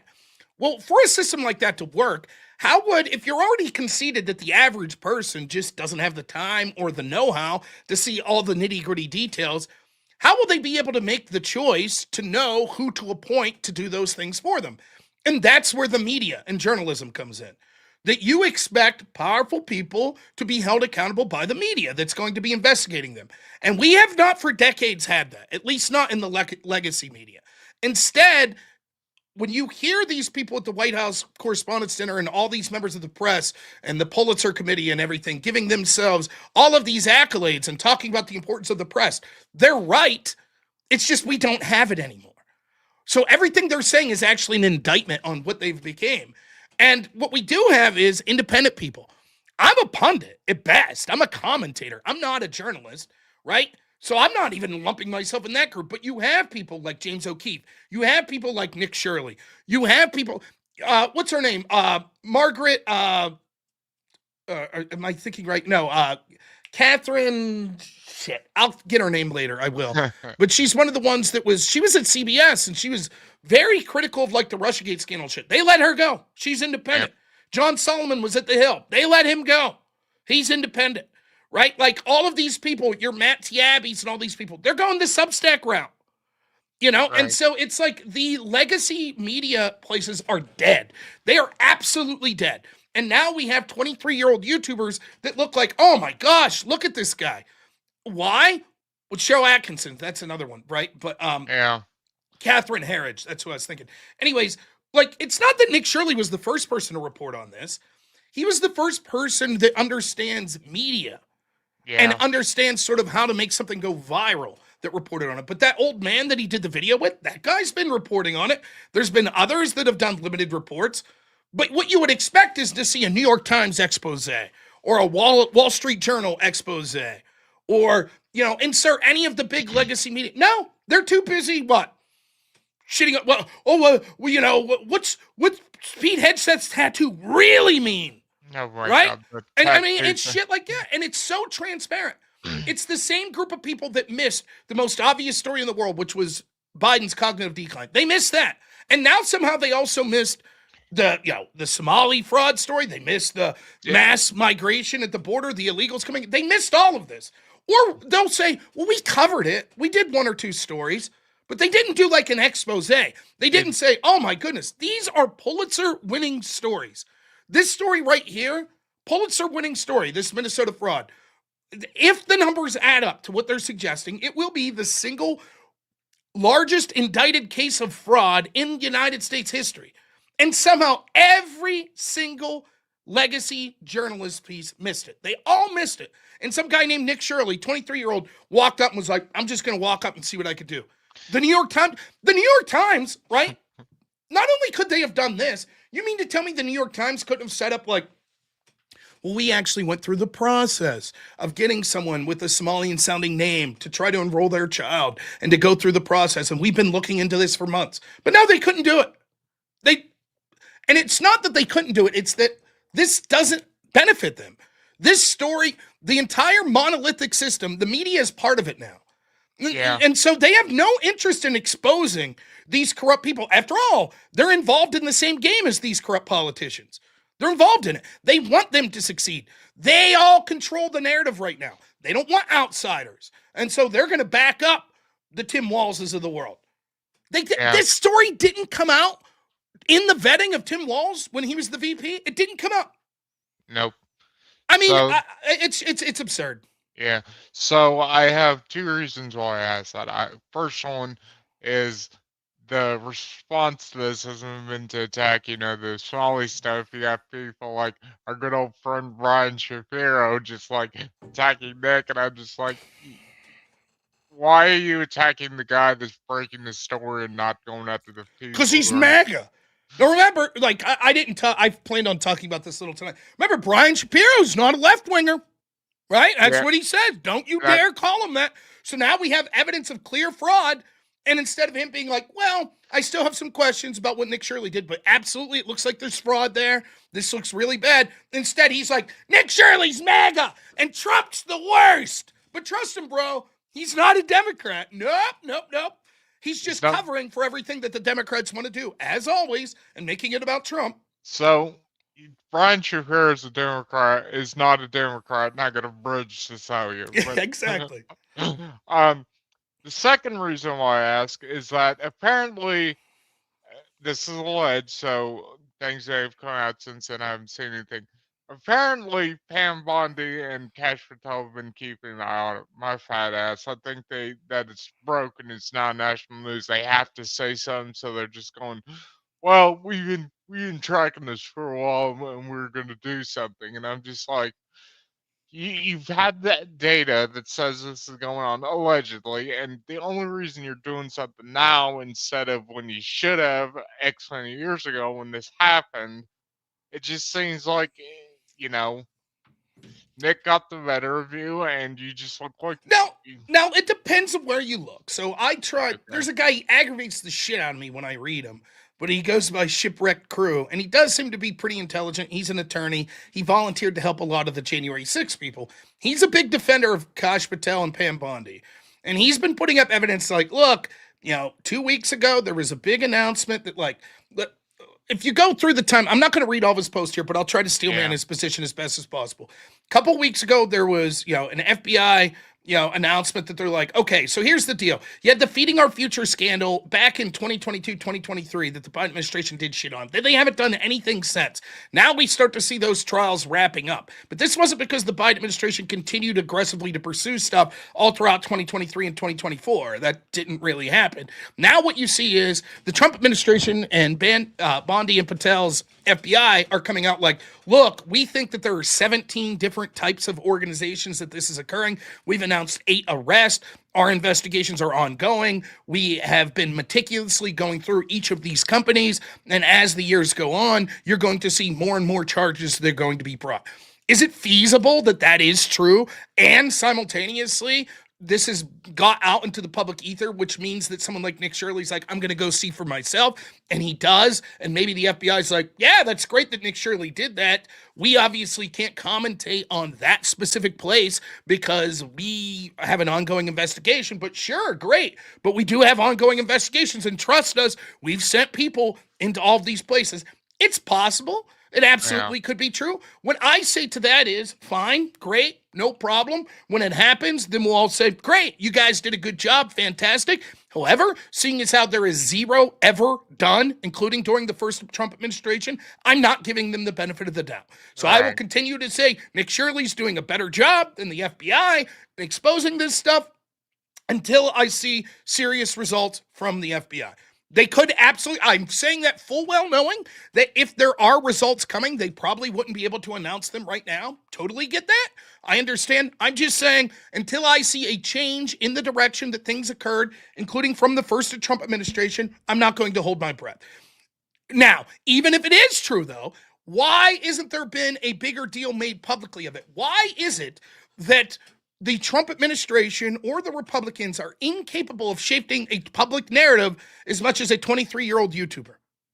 Wow. Yeah, sure. You can't have Pam Bondi and Kash Patel coming out saying, this place is corrupt, this place is corrupt if it's an ongoing investigation. But you couldn't have people in the Republican orbit doing it? Instead, we're relying on a 23-year-old YouTuber. And this is constantly the problem, right? The reason that nothing's done is because the public never has any pressure on people to do anything because they're never informed. And so, for example, when you see something like the assassination of Charlie Kirk and like around 50% of the people in this country thinks it was a right-wing Republican that shot him. Whose fault's that? That's not the FBI's fault per se. That's the people that are shaping a narrative. And they're terrible at it. They're absolute dog shit. All right, so that's how I look at it. Well, let's leave Kansas out of this. But no, just this whole situation has been so mind-boggling to me because people have been coming out and what's the word? In defense of like the people around the corruption and going after Nick Shirley, and it's so crazy to me that we're not being like, hey, we need to look into this and get this done. It's always, oh no, it's Nick Shirley because he's from MAGA. He's this, that, and the other, and I'm just sitting here like, it's always this is the case. This is always the way it is with them, right? The mainstream outlets won't cover anything, right? And so then any alternative outlet, they're like, this is bullshit. This is bullshit. This is garbage. This is a biased outlet. And so that they're able to hand wave everything away in perpetuity. Unless the New York Times tells me. And then even if the New York Times tell them, they'll say, well, the New York, you remember when I was debating on that Discord server that one time, all those dudes, and they told me the New York Times and MSNBC and CNN, all horribly pro-Trump. It does not matter. It doesn't matter what the facts are. It's irrelevant. I saw someone post this. They said, well, now we see the FBI that's arresting these people, but seeing as how Trump weaponized the FBI, why would we ever trust anything the FBI does? As if there wasn't a weaponization of the FBI under the Biden administration. So now they're like, well, we'll ignore the obvious fraud that we see here. Well. So, well, hey, Shaky, thank you so much, man. I got other calls to get to, but man, it's always a pleasure to hear from you. Take care, Robin. I'll catch you later. All right. Take it easy, man. All right. Call-in numbers at the top. Anyone who wants to call in. Wicked Wally, $5 says, shameless plug, Rob. Speaking of speakeasies, he's hosting your favorite dad joke and Axeman versus your favorite counterpoints tonight on the Department of Education. There you go. Check out Speakeazy's channel tonight, probably 10 p.m., 9 p.m. Check it out. And James Ray Gregory, thank you so much for the $10. Really appreciate it. All right. Keep those super chats in. Let's check Rumble real quick. Thank you to everyone watching over on Rumble. 43 people. You guys are the best. Thank you so much. I really appreciate it. Next up, we got the great Zach Gelpy. What's happening, Zach? Oh, yeah. Look at you. You were pretending to read. I saw you. He was playing video games, and then once he knew, he's like, I'll put a book out. Yeah, exactly right. Exactly right. You caught me, Rob. Well, I think Avarice will be happy. I told him I'd get a mensch on the bench. There it is. Yeah. He's on there. Zach Gelpy, everybody. That's Zach Gelpy with mensch on the bench. That's great. There he is. That's awesome. Yeah, so I mean, this story is utterly outrageous, and it's so. I mean, it's so crazy how similar this situation in Minnesota is to Maine. It's uncanny, and the thing is that these Republicans, just like you said earlier, they don't give a shit until it directly affects them.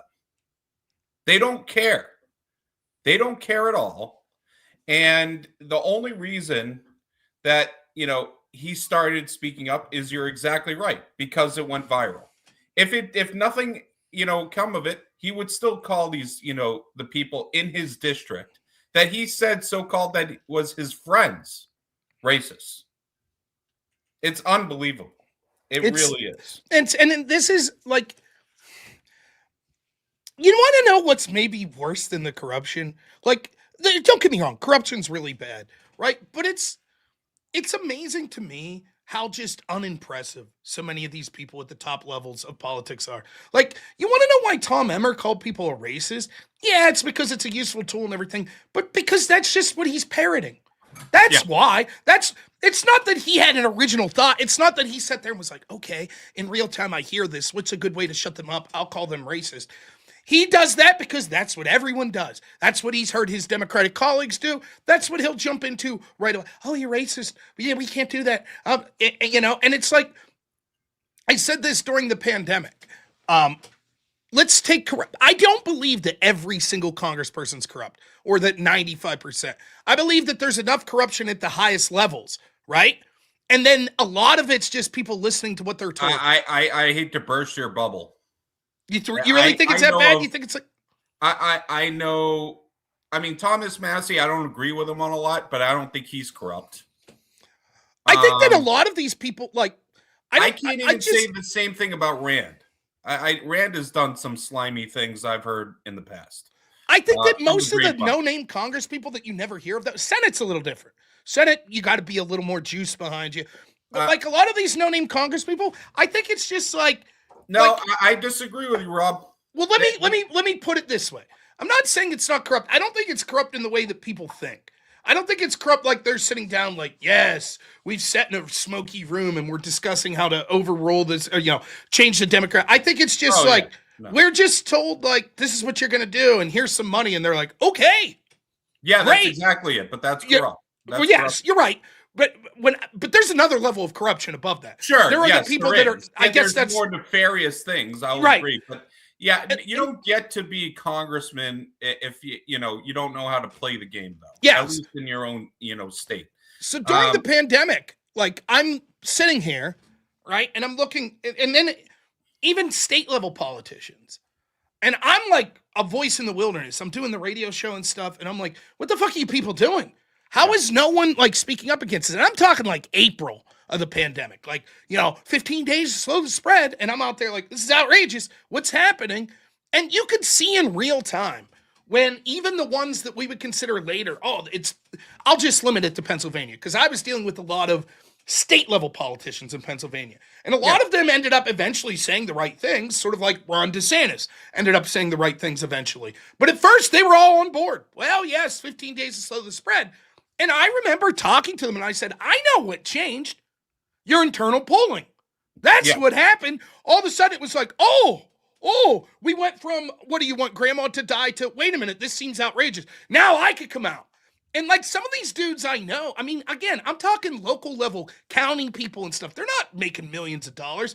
And it's like, man, if you're not a leader, get the fuck out of the way. If you needed your internal polling to tell you, like, you know what, I should fight for us to be able to not be locked down. If that's the position you're in, then you need to gracefully bow out. That's what I would say to Tom Emmer and the people like them. Like the people that are like, well, he's changed his mind. Then the first step is to come out and say, I was wrong and I'm ashamed. But he won't do it because it wasn't that he was wrong. He knew exactly what he was doing. And now we're reaping and he knows that people, and he knew that people wouldn't remember 10 years back what happened. So and to be honest, after a month from now, no one's going to remember this. It's just the fact of the matter. But that goes into another thing. Instead of supporting a party or supporting politicians, especially, folks need to start supporting organizations that fight for specific issues they care about. I mean, you talk about it a lot, how, in rural America, no one pays attention to us. Well, you guys are fractured and don't have a set organization. I mean, maybe the Farm Bureau, but that's not really, the type of organization that really moves things. You know what I mean? You need to have organizations, just like the left does, that will actually come together and push for specific legislation and use certain tactics.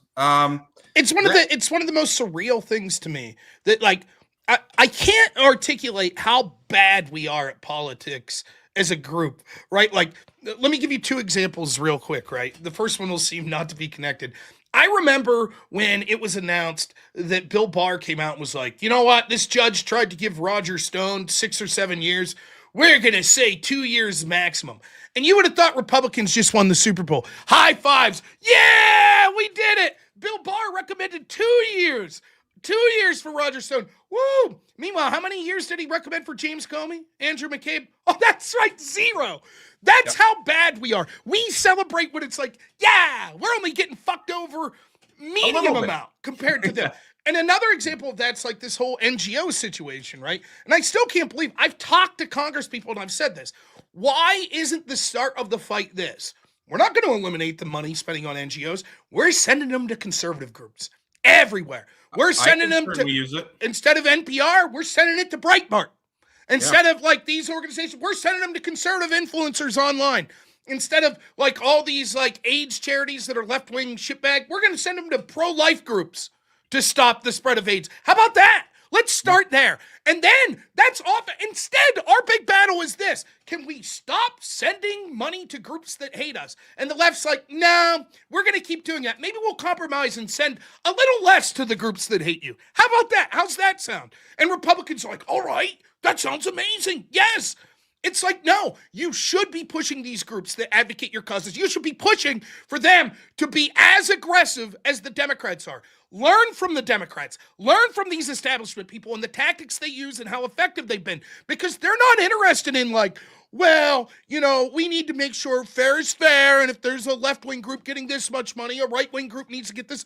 No, if they get 95% of what they want, they're outraged because they didn't get the remaining 5%.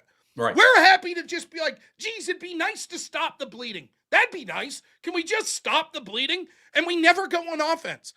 And so now the big thing here, now we got Tom Emmer that called everyone a racist. It's like, well, we'll throw them out in their asses if we could prove fraud. Congratulations, Tom. You did it. You did it, dude. Congratulations. After we've imported tens of thousands of people to completely change your community. And I guarantee you while he's saying that in the background, he's working with his, colleagues to make sure nothing like that actually happens. Of course. They'll get a few scalps. Oh, this was a bad egg. This was a bad egg. This is a bad egg, right? It won't go up to the political level. There ain't gonna be Tim Walz. Hate to burst your bubble, everyone. Tim Walz ain't gonna be charged with shit. Neither's Keith Ellison. They ain't gonna get charged. There's gonna be no one. Maybe if what would be cause for one of the most shocking incidences, maybe there's some low-level Democrat operative somewhere that gets charged with some low-level crime, but I wouldn't hold my breath. It'll be 2 or 3 Somalians. No, it's just guys like me that get constantly blasted by the law. Yes! I can't tell you how many times our lawyer had to do, something to help, our organization. I'm not going to look at Dinesh D'Souza. Threw the fucking book at him, didn't they? But like I was saying a couple nights ago that I wanted to talk about, when we're talking about financial stuff, or you were talking about it. Yeah. So the Democrats, in Maine, we have what we call the Clean Elections Law, which it's basically welfare for politicians. So if you can get an X amount of $5 checks within your district, okay, you can then get the state will give you X amount. So for the state house, it's like 15 grand, and for the state senate, it's like 30 something grand, okay, to run your elections. Well, what the Democrats do is they have all of their people, and Republicans are pushing their people to get clean elections too, which I hate, but it is what it is. But what the Democrats do is they pool their money together. So if you're in like Portland, which is a very heavily Democrat area, you don't need a lot of money to win because you're going to win, right? It's a foregone conclusion. So they pool their money into a LLC, a consulting company, that then pools that money and sends out mailers and things like that in competitive districts. Yep. So, we have nothing like it. No, but if Republicans did it, especially in Maine, oh my God, this is why listen, do I have feelings on Candace Owens? Do I have feelings on Nick Fuentes? Do I have feelings on Tucker? Do I have feelings on Ben Shapiro? Do I have feelings on Matt Walsh? Positive, negative for all sorts of people? Yes, I want to win. I'm tired of the infighting. I'm like, whatever. I want to push for Republicans to win. And I've dealt with people. I've personally sat down and talked with people and tried to help out that I had significant differences with. But on the bulk of things, they're Republican, they're conservative, they're better than... Do I know that this person's going to get in? Like, for example, would I help Tom Emmer if he was running as governor against Walz? Probably. I probably would, as shitty as Tom Emmer is. But at some point, we have to start somewhere. And that's coming together as a movement and saying, this shit is not acceptable. The left, if the left gets into power again, like you could hear it when I was debating like Pisco and them the other day. They're like, we are righteously going to arrest everyone connected to the Trump administration. We immediately. It ain't going to be like the Trump team where it's like, we're looking into shit. They're going to arrest them all immediately. And they're going to start with their disinformation board shit again. They're going to crack right down like they had been on social media to make sure. And do you understand, like, for those listening, like, to understand this, you understand if like Elon hadn't bought X, you wouldn't know who Nick Shirley is. This story wouldn't have went anywhere, right? And Tom Emmer wouldn't be out there saying the things he's saying today, right? Because this would have never been a story. It would have been a blip in like the Wall Street Journal or something, right? It'd have been like, oh, there's some amount of fraud, and that would have been that. And Nick Shirley would have been like posting the fucking, his Facebook page or something, and no one would have heard. And so it really is like, it's time to come together as a movement and like start to push to eliminate this stuff. And then by all means, 20 years, 30 years down the road, 50 years down the road, I'll happily infight with all these right wingers about what I think's right and wrong. Happily do it. The left and I think it was, Andrew Wilson put it exactly right with what the alliance is, what the Islamists and the communists are. So the Islamists want to get people in, and the communists see them as a voting bloc until the Islamists get enough power that then they're going to fight with the communists. And that's going to be that. And that's just worldwide, not just in this country. That's worldwide what their plan is. Right now, we're aligning. We're aligning ourselves together. Even though we don't agree on anything, we agree on destroying the West, though. And once they destroy the West, then they're going to fight each other and see who has control over everything else. Yep. And that, again, like I agree with you. In most cases, I would say, we should align, but we should be careful who we align with. I don't want to sound homophobic. Yeah, I know what you mean. I do. There's a lot of people I know that are part of, certain groups like the log cabin Republicans that are pushing for, the bathroom stuff, the trans bathroom stuff. I don't want to align myself with them. Yeah, I get it. It's one thing to not align. It's another time to spend all of our time and energy fighting. And that's what I see increasingly. Like, remember that I saw someone post this. I was like, this isn't me. So I can't remember who I saw. I read this. It was like, you remember when Democrats had one of the longest government shutdowns in history and people were furious about it, and they ended up coming back and it was 100% their fault and they got nothing, right? Were Republicans able to capitalize on that? No. Because instead we were like, "Ooh, what's the infighting at Turning Point today? What's that?" We couldn't even keep that news cycle going. We couldn't. If it was the opposite, right? Democrats would be, we'd still be hearing about the disasters. There'd be pieces being done right now in the New York Times. Little Shirley here, she couldn't get money to pay for her kid to go to school, and now she's ruined. Jimmy Kimmel would be crying on his channel every night. Oh my God, the kids that lost their WIC program. Oh my God, it's so horrible. And Republicans, it's just like, oh cool, shut down over. Anyways, what Ben Shapiro said at Turning Point, ooh, he was feuding with Tucker Carlson. And it's like, at some point, and I'm just as guilty. I talked about it on my show. So at some point, we just have to be like... Well, it's newsworthy. It really is. It is. But I agree with you. I think that, that type of stuff, is hurting our cause more than helping. Yep. Do I agree with Nick Fuentes? Absolutely not. But do I think that he's the biggest enemy of the conservative movement at this moment? No, I don't. And listen, here's the other thing. I'll let you go on this, but one other positive thing you could say about this. If I say Nick now, we're probably talking about Shirley and not Fuentes, which is right. Like, well, that's true. If I was like, we're gonna do a show about Nick tonight, everyone's like, oh, Fuentes. It's like, no, we're talking about Nick Shirley. By the way, good for him, man. Regardless of what you say about the failures of the media and shit, there's a young man that through his own gumption went out, and that's exactly the type of sort of young leadership and gumption that's needed in the conservative movement. So kudos to him. 100%. Yeah, and to get back to my original point here, yes, a bunch of wealthy Jews and wealthy Zionists created AIPAC. It's not an Israeli group. It's a U.S. group. What rural Americans need to do is the exact same thing. They need to create a group and support that group to push for what they want, just like every other group does. And that's what I was saying. That is not happening. It doesn't. It doesn't happen. And you know what? You want one group that sort of did that? It's different, but in that vein was Turning Point. And that was one of the things that Charlie Kirk realized, right? Where he created out of nothing this movement. His focus was campuses. Yep. Young people, getting young people to be conservative. And he was remarkably successful. And no one was doing that.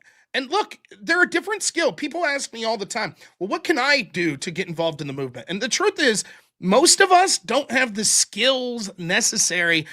Let me not say necessary. Most of us don't have skills like Charlie Kirk did, right? Maybe you're not as good a debater or talker as him. Maybe you're not as good of an organizer, but you probably need to be. You have something, right? You have something, and it's amazing to me. It's like, I see people around here that inspire me. I talk to. It's like my buddy that lives up the road. I was talking to him the other day. I hadn't seen him for 2 months. He's a welder. And you just listen to that dude talk. It's like, dude, if you got 15, 20 of your buddies together and decided once a month that you guys were going to go out and push for political advocacy, and all of a sudden that number snowballs into 100 people, then it's an organization of 500 people. And the next thing you know, 4 years from now, it's like, wow, we got these tradespeople in conservative areas that now have a voice where it's like the local politicians have to take notice. It's like, oh shit.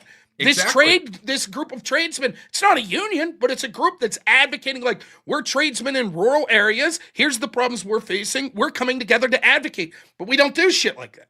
Instead, and I'm equally as guilty. You wait around for someone else. Someone will do it.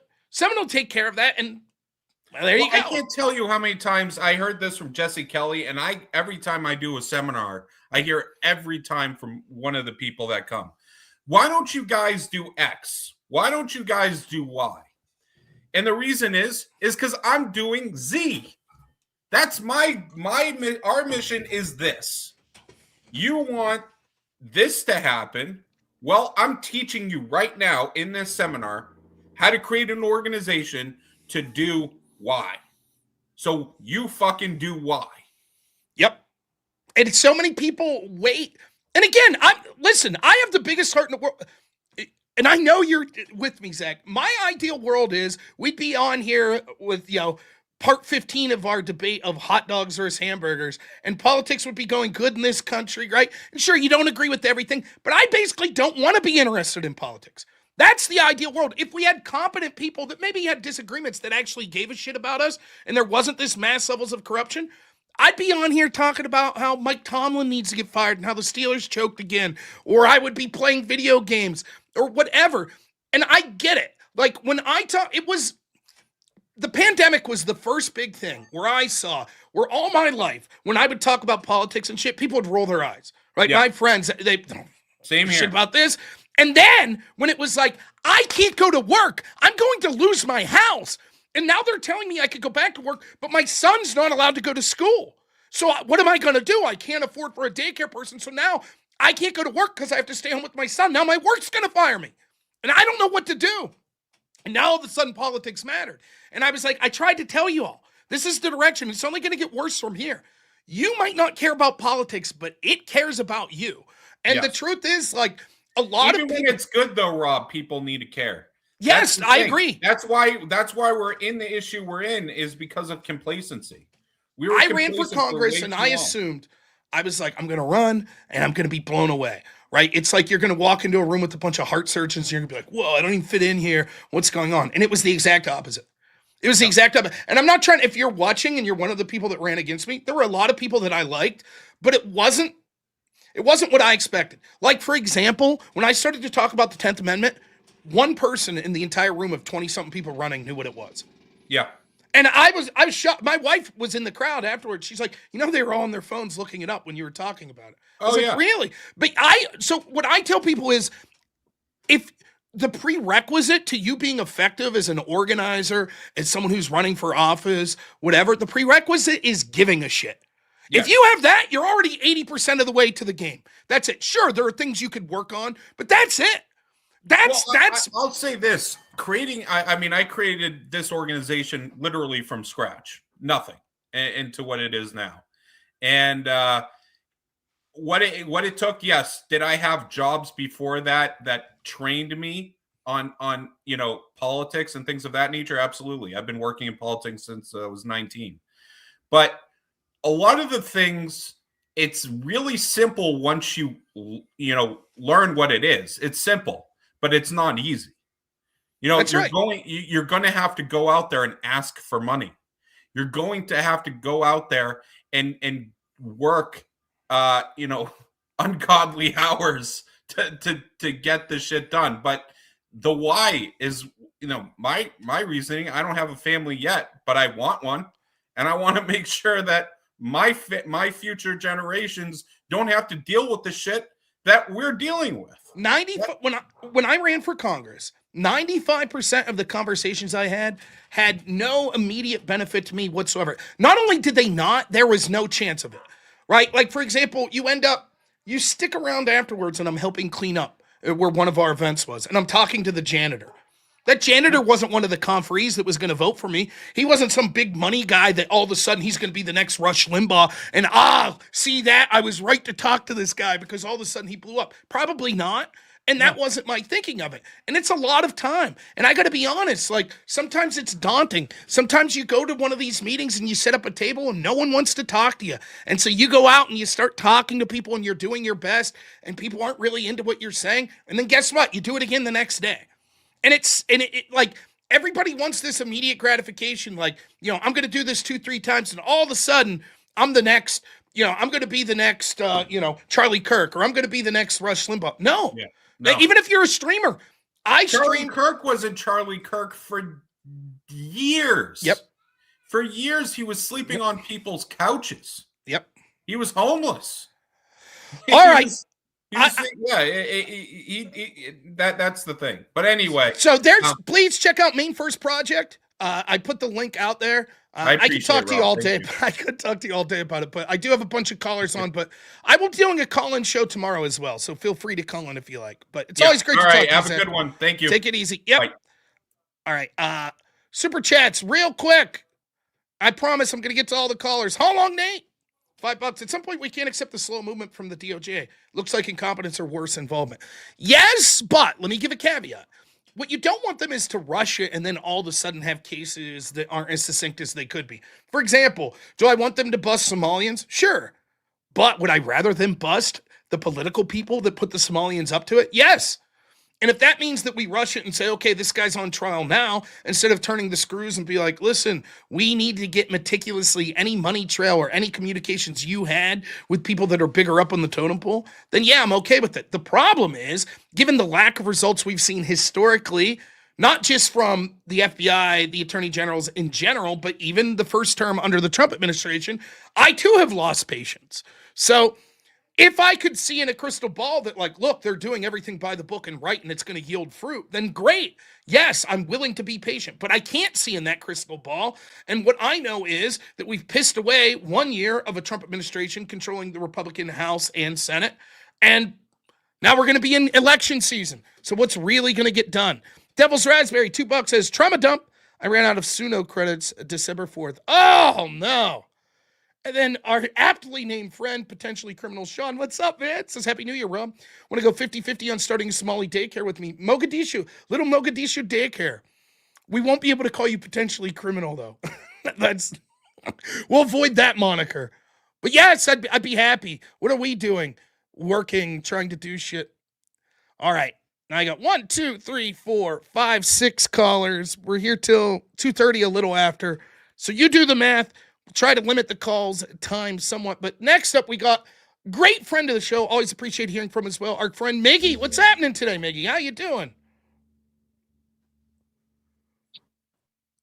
I think I heard you. Oh, he muted himself. I'll come back to you. Okay. Oh, there you are. There you are. What's up, man? Good, Rob? Not much. It's been a busy day so far. Yeah. Yeah, my power was out yesterday. Couldn't stream, and but I'm having a great time being back here. So. Yeah, I saw that the weather has been wild. We had a huge drop in temperature from the 50s to the teens in just 12 hours in Nebraska the other day, and now it's starting to warm back up a little bit. But here when we have places, a lot of the power outages, there's two things that I don't know if people think about as much. Wind, obviously, and it was terribly windy yesterday. And then when you have freezing rain, a lot of times your power lines can't support that weight. Like snow's one thing, but the ice freezing on top of it. So I think those combination of stuff led to a lot of power outages in my area yesterday. So here's the thing. With freezing rain, it's not like your typical ice where they have ice bubbles in it from the air. The freezing rain is all pretty much dense water, like no air bubbles inside. And once it touches any objects that is 32 or below, it instantly freezes. So the weight on the by ice accumulation is much heavier than regular ice. That's why, like they said, about half an inch of ice is enough to cripple entire cities. You remember in 1998. There was a major ice storm that occurred in Montreal, Canada, that pretty much crippled the city for weeks. Yeah. There was 6 inches of ice. And it also hit northern New England, too. Yeah, it's crazy. And, it's something I never heard of down south. The power lines up here, I'm in Pennsylvania, so the power lines are built a little sturdier because they assume some level of that. Obviously, it could still go too much. But I was in Winston-Salem one time, and they had just the smallest ice storm, and it devastated the community because their infrastructure is not prepared for something like that. Yeah, and the thing is, they're mostly prepared for hurricanes or tornadoes, not ice storms. Yep. Yeah. But it goes to show, ice storms is the worst winter storms to deal with, no matter how prepared you are. It's just the worst because the fact that it's hard to get rid of once it occurs. And then once it starts to break down the infrastructure, it's much harder to fix when everything is all slippery and ice and everything is weighted down. Stabby in the back says, oh, for fuck's sakes, Rob, the Wall Street Journal isn't going to cover immigrants committing fraud. There have been local journalists investigating this and airing reports since 2018. I don't have time to listen to callers talk about the weather. Well, I guess they can call back another day because we'll go with the callers in order.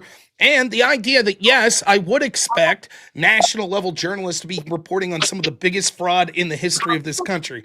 I would expect that if they were actual journalists, which they're not.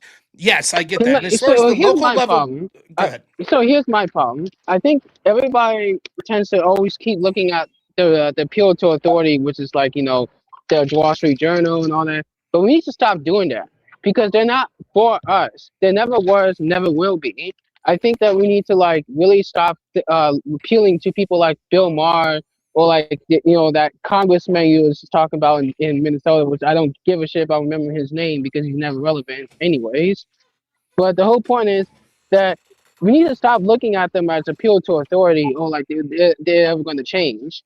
Because all they're going to do is just keep screwing you over again and again and again. They're part of the same system that's literally destroying the West. Now, I don't disagree with you. The reason to point it out, though, is to point out how corrupt they are, right? Like, if you were to say, hey, potentially $10 billion of fraud, right, that's been going on for decades in these programs, that's basically the local politicians have, like if you hear that audio of Keith Ellison, he's talking to some of these people that were indicted, oh, yeah, them looking use racist. This is a Pulitzer wrapped up for you, right? So it's not that I expect the Wall Street Journal or the New York Times or that I'm trying to shame them into covering. I'm merely pointing out for the people still holding on to the vestiges of them, they don't give a fuck. They are not media. Yeah, they don't. That's what I'm saying. They don't give a fuck. Right, and so when the person in the background there says, of course the Wall Street Journal is not going to cover this. Right, I agree, which is the point. But we should expect them. In a healthy country with a healthy media, absolutely. This is the type of shit that would be being covered. But it's not. And as far as the local media covering it, the problem is this. They don't have the connections or the ability to go viral as much as a bigger place would. Nick Shirley has built a brand and did this in an entertaining enough way that it went viral. But like a local politician, I would have to, or a local journalist, I'd have to see the examples. I know I see a lot of times, like with the Minnesota Star Tribune that was like, oh, this is being blown out of proportion and shit like this. It's just like with the Joe Biden cognitive thing. They'll say, see, we covered it. Right. And they'll have some report in 2019 like, yeah, there were small levels of fraud, but it's racism to go after these Somalians and actually white people commit more fraud. And then in the future, they'll say, see, we talked about Somalian fraud. That's what they did with the Joe Biden cognitive decline. They'll say, oh, but look, here's the New York Times had an article that said questions have arisen about Joe Biden's age. But the truth is Donald Trump is nearly just as old and blah, blah, blah. And they say, see, we addressed Biden's cognitive issues. So what it required was someone being able to articulate the mass scale of the fraud and do some undercover investigative journalism that showed in ways, not just through print, but also audio and video, just how corrupt this system is. But the thing is, I had an argument with my, I have a Patriot Connection group on Facebook for New York and New Jersey. And my longtime friend, of course, the one who created the group, Freddie, we got into an argument yesterday because obviously he was complaining about Nick Fuentes and how he's going to sabotage the Republican Party. And like, well, you guys don't, and like they don't get to tell what MAGA needs to do or whatever. Like, well, you guys are going to lose because you're not understanding the grievances and why we feel a certain way. I'm like, I don't agree with everything Nick Fuentes does. And I think some of his positions are indefensible. I'm like, yeah, they're stupid. I'm not going to roll with that at all. Some of his takes that he has, but I understand where he's coming from, and I understand where the grievances. A lot of young men feel like we don't have an out, we don't have a future, and it feels like the system is just going to continue to screw us over again and again. And like the Trump administration and a lot of the leaders that's supposed to be like masculine, whatever, they're weak. They're literally the most weakest people on the face of the earth. I'm like, you might as well just give yourself up and just become a leftist anyways. Like, that's how bad they are. And that's the problem. Like, we have, it's already gone on 4 months since Charlie Kirk's assassination. Have you seen any arrests? No. Have you seen any organizations on the left being accountable? No. I mean, we had a few people that was fired, but we don't really have accountability on politicians, organizations, or groups that these Discord groups who are basically conspiring, or whomever was responsible in helping to facilitate Charlie Kirk's assassination. None of that stuff. And like, it's been almost 4 months. And we have gotten nowhere. Yeah. And in fact, it's only gotten worse. It's even worse than that. It's not just the lack of arrest or the lack of policy, which is in itself horrible. They can't even craft a narrative. They can't even do that. They can't even say, okay, we're hamstrung, but at least we'll get the public on our side. They can't even do that.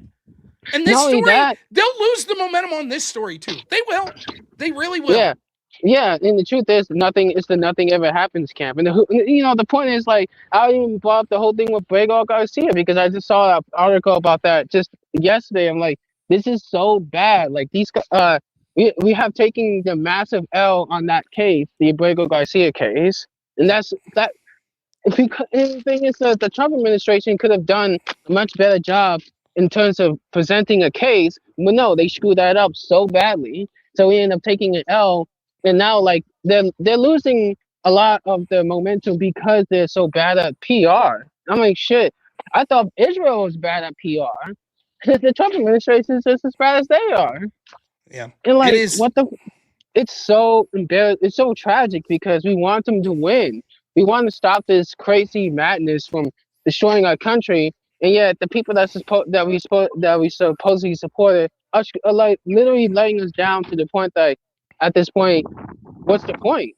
At this point, why are we sticking our necks out in support of this stuff, and we're just gonna keep getting screwed over, and the people that they keep letting us down, like Charlie was the only one that was able to try to push that momentum forward, and look what happened. He ended up paying for it with his life, and like instead of actually bringing justice, we're literally cannibalizing each other. Yep, I totally agree. Well, Miggy, I gotta let you go. We got other callers on the line, but man, it's always a pleasure. Yeah, not one step back. Thanks, man. We'll talk to you soon. Stabby, if you want to call in, you can call in and I'll put you next in queue. Let me address real quick the way that these call-ins go. I literally just go in the order that it shows up at the bottom of my screen. That's it. If you call in early, you usually get to talk much more than the people that get in queue later. If you have called in and been on the later end of that queue in the past, I apologize. I don't know what I'm supposed to do. It would be too difficult for me to try to remember who called in but didn't have much time the day before to make sure that I bump them ahead in the queue, etc., etc. But if you would like for this one time only to call in, you will be the next. So we will give you a chance if you're still here. I'm not sure exactly what topic you wanted to talk about, but that's fine. We could do that. Nate Tripp, thank you so much for the $10 super sticker. I appreciate it. And then Nate the Eagle, member for a month, says Merry Christmas and Happy New Year. Thank you. And then gives $5, says, Rob, sent you an email about word war. Please respond to ASAP. Wind has been crazy across PA the last couple of days. Nate, I saw that and I can address it to you specifically. I have zero pull whatsoever. I will just say this in general. When it comes to the idea of refunds through word war, as far as I know, they are not giving them. I have no clue. I have no connections whatsoever to the people that are on the financial side of things. So I know a lot of people are disappointed that they thought Andrew Wilson was part of Word War and that he is now not going to be there. I totally get that. There's nothing I could do with it. I don't know what I could do. I could reach out when I'm doing my meeting today about like the debate format and be like, a guy named Nate that's on my channel is a really cool guy. He'd like a refund, and they're going to be like, oh, we have a policy about that. So that's my understanding of it. To the extent where they said that possibly that there would be some refunds offered to some people, I don't know. Maybe that's true. I'm staying in my lane. I do the debate stuff. That's it. That's my deal. All right, Stabby, what's happening? Hey, I don't mean to come off as a dick. It's just frustrating because like I've tried to call into your show I don't know how many times when you're talking about certain topics that I do have like some kind of knowledge in, like in the past when you've been talking about Fuentes or any of these people, because and maybe you could say I've been terminally online, but like I don't do mainstream media. Like I cut the fucking cable years ago. Mm-hmm. I've been paying attention to mostly online stuff as far back as the Kill stream with Ethan Ralph, which is like where Nick Fuentes used to be frequent to go on and spurg about Charlie Kirk. But that's, I don't want to gish gallop all over the fucking place. Okay. I just wanted to say that like there are a handful of good investigative journalists still out there today. It's just they're not big enough. they don't have the spotlight that Nick, not Fuentes, Nick Shirley has. And that's only because he's been grinding at this since he's been like, what, 17, 18 years old now? Doing a really good job of the man on the street stuff. And I've been following him for a long time now because I just like that kind of stuff. And like, I watched Caitlin Bennett as well.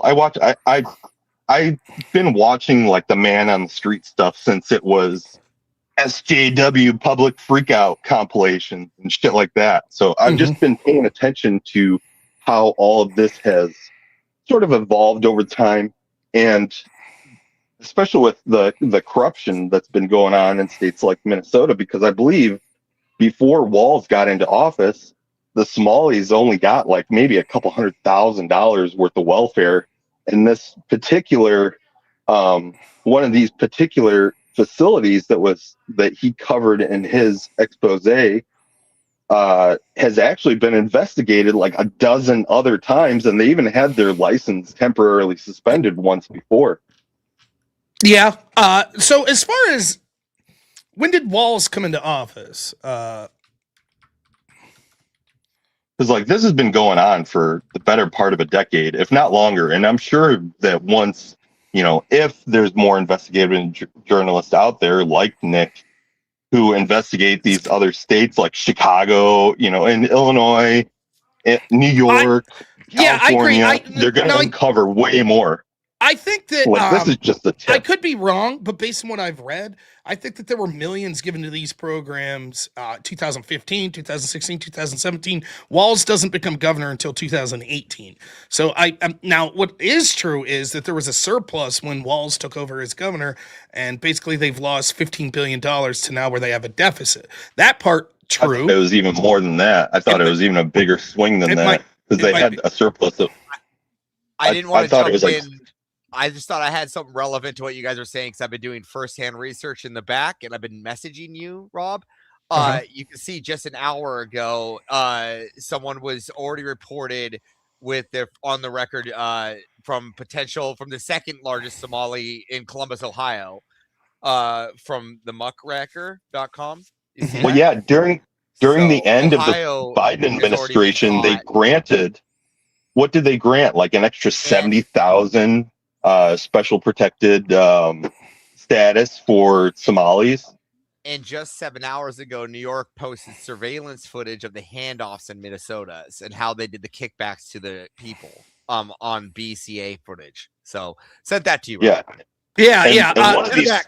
One of these stories that aired from Minnesota, they had set up a poll cam on one of these locations, and they were watching, you know, maybe only 10% of the children who said that they were actually attending there, you know, 10% at most were actually showing up. And another thing, Ilhan Omar, she was in a news piece. She was featured in a news piece handing out meals at one of these places that got busted. So like, you know that these upper echelon politicians are involved. I mean, it's, and you're not going to actually stop it until you root out the rot. And that's just never realistically going to happen. Right. Well, so here's the deal, right? So a couple things you're saying. Yes, to the latter part. Certainly there are people involved, not just in the politician level, but people that are behind the scenes that are running politics. It seems almost impossible that there aren't people involved. And, you know, for example, we could see an even like more egregious indictments. We could see an even more egregious example. 85 Somalis. So, I mean, yeah. So you could see an even more egregious example, I think, of proof is where you see Keith Ellison, where he's on audio. We have him with some of these people that were indicted saying, we're being targeted. He goes, yes, you're being targeted because of racism. And Tim Walz agrees with me. And we're going to make sure that we open it up so that you people are able to easier open businesses and aren't being targeted and investigated. Like, that's pretty damning when you then see that some of these very same people then donated money to Ellison's election campaign and to his son's campaign, who was running as well. When it comes to the idea of journalism, yeah, there are investigative journalists out there. The problem is, and a lot of them are doing very good work. Like even myself, Jody Barr is really good. Sorry, I can say this. No, it's all right. There's just a slight delay. It's all right. Like I can say this about myself. I covered in April of 2020 that I on my radio show had coroners from Pennsylvania that were on telling me, listen, they're saying that my county had X number of COVID deaths. We've had 0. And I'm the person that would sign up on those. And then eventually somebody who died in a motorcycle accident and got ruled as a COVID death. Well, that eventually happened in places like Florida. But what was happening here was there were people that were dying of illnesses, whatever, and the coroners were signing up on it. And this was being put into the database in Pennsylvania by Tom Wolf's administration as a COVID death. And so a bunch of these, we had one of the coroners on that talked about this from, I believe he was from Center County, and a bunch of them got together and came up with a total tally. And it was something at that point, like 30% of the COVID deaths in Pennsylvania. Now, this was way early. So we're talking like 300 or something deaths that they alleged. And eventually, Tom Wolf's administration said, our bad, we screwed up the data, and had to rescind a certain percentage of the total official deaths. Now, the problem is, you could be like, wow, good job, Rob. I had very little to do with that. It had more to do with my radio co-host having a working relationship with this coroner. The problem is no one watched my show, right? I had like 20 people listening. So it was like, you didn't how have many people really know about platform. that? Right. And so like, or my co-host at the point, Todd Bartley, right, where he was doing excellent work. He had a press pass. So he's person that's getting to ask all these questions of Tom Wolf. And then Rachel Levine, who became an admiral under the Biden administration, right? Like, he's asking all these questions that are phenomenal. I don't have an audience to reach it. Todd doesn't have a big audience. There are people out there doing this. The problem is that, one, there is an intentional throttling of conservative voices and independent voices like this on places like social media, and everything people would have negative to say about Elon Musk, which certainly I don't think that he's perfect or anything, and I don't think that he's committed totally to free speech or any of that bullshit. But the reason they hated him so much was they were afraid that they would no longer be able to throttle those voices. And where the most of the voices that still have the impact, even though people trust them least, is still places that we consider like legacy or mainstream places.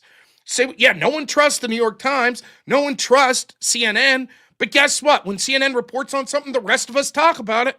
And so the truth is, a lot of people right now that had reason to dislike mass migration, etc., they're seeing Nick Shirley's reporting and going, see? But a lot of people that are on the fence or on the other side of the aisle, they ain't seeing the reporting.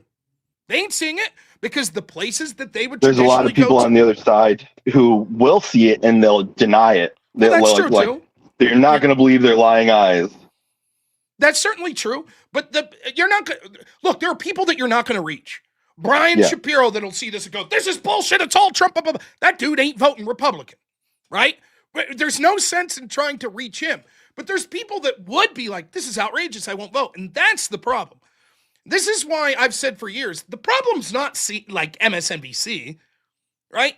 The problem's CBS and ABC and the New York Times and the Washington Post and places like that. Because, yeah, a bunch of people that watch Breitbart are probably going to vote Republican and vote for Trump. A bunch of people that watch MSNBC probably going to vote Democrat. The problem is the places that are alleged to be more central and neutral. Those are where your swing voters are going to be. And when they're all way over on the left and way on the establishment, that's the real problem. No one would give a shit if CBS and ABC and the New York Times is calling it down the middle, but MSNBC is radically left and Fox News is radically right. No one would really give a shit. You would just say, okay, whatever. Like, at least we're getting a healthy diet in general of sort of news trying to be put through in a neutral. But the problem is there's only a handful that are right-wing. And yeah, you're right. Talk radio, not you specifically, but people say, well, what about Fox News? It's the biggest channel. Right. Those people are going to vote Republican anyways. That's not the problem. The problem is the places that we look at that are supposedly the standard of journalism. And right now, that still exists, which is why it's important to bring out these stories with like Nick Shirley. One of the angles is, now notice that you could have had the Wall Street Journal do this. You could have had the New York Times do this. You could have had ABC do this. You could have had 60 Minutes. When was the last time you saw like a real, true investigative journalist piece from 60 Minutes? That's why it's important to point out, because right the now, legacy media is just their mouthpiece for propaganda. The reason it's important to point this out is right now there are a lot of people that are good people that are still like, well, you know, if Candace Owens reports something, or if Milo Yiannopoulos reports something, or if robnoerr reports something, whatever, those are super hyper partisans, and, you know, it's probably bullshit. I'll wait until a more official source tells me that there's something there. And the problem is, it's like, yeah, those official sources aren't going to ever tell you shit. They're not. Right? Even when we can see what we've already seen confirmed, just with the Feeding Our Future, there was very little in the national cycle covered about it. Very little. And yet, it's a huge story to a lot of people. Even a lot of people that maybe don't really like Trump. They're like, wow, this is really bad. And it's like, yeah, now, have you asked yourself, why didn't the mainstream publications cover this? And this is why I think it's such a failure narratively from the Trump administration and Republicans to not constantly hammer home the falsehoods about Joe Biden's cognitive health. Every motherfucker that I knew that barely paid attention to politics, if they tuned in for 10 minutes on their local broadcasts and saw footage of Joe Biden, they'd be like, oh my God, that guy's fucking out of it. That guy has Alzheimer's. What the fuck are we doing? Everybody thought that way. They constantly thought that way. And yet, what we saw was that no one covered it in the mainstream circles. No one. And so we ended up in a situation where it was like, well, now a lot of these people are waking up to like, oh, those people did intentionally lie. Then you have people like Jake Tapper that tries to come out and be like, oh, we were duped. It wasn't our fault. You know, they didn't give us access. They all knew what was going on, and we know it. I'll give you the last word here, though.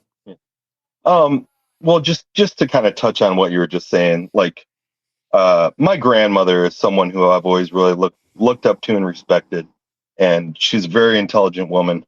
But she has been totally captured by the propaganda of the legacy media to the point where she stopped speaking to me for a year after I showed her the Hunter Biden laptop story. The other day, I got into it with her because she literally thought the insider trading was legal.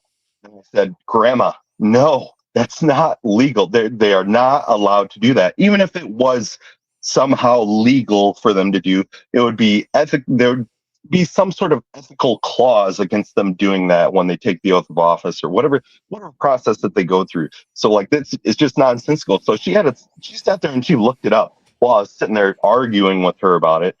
And granted, you know, I try not to bring up politics because she's 86, right? You know, she's a frail old woman, but she's still pretty sharp. And at least she's willing to admit when she's wrong. But I don't think a lot of people are.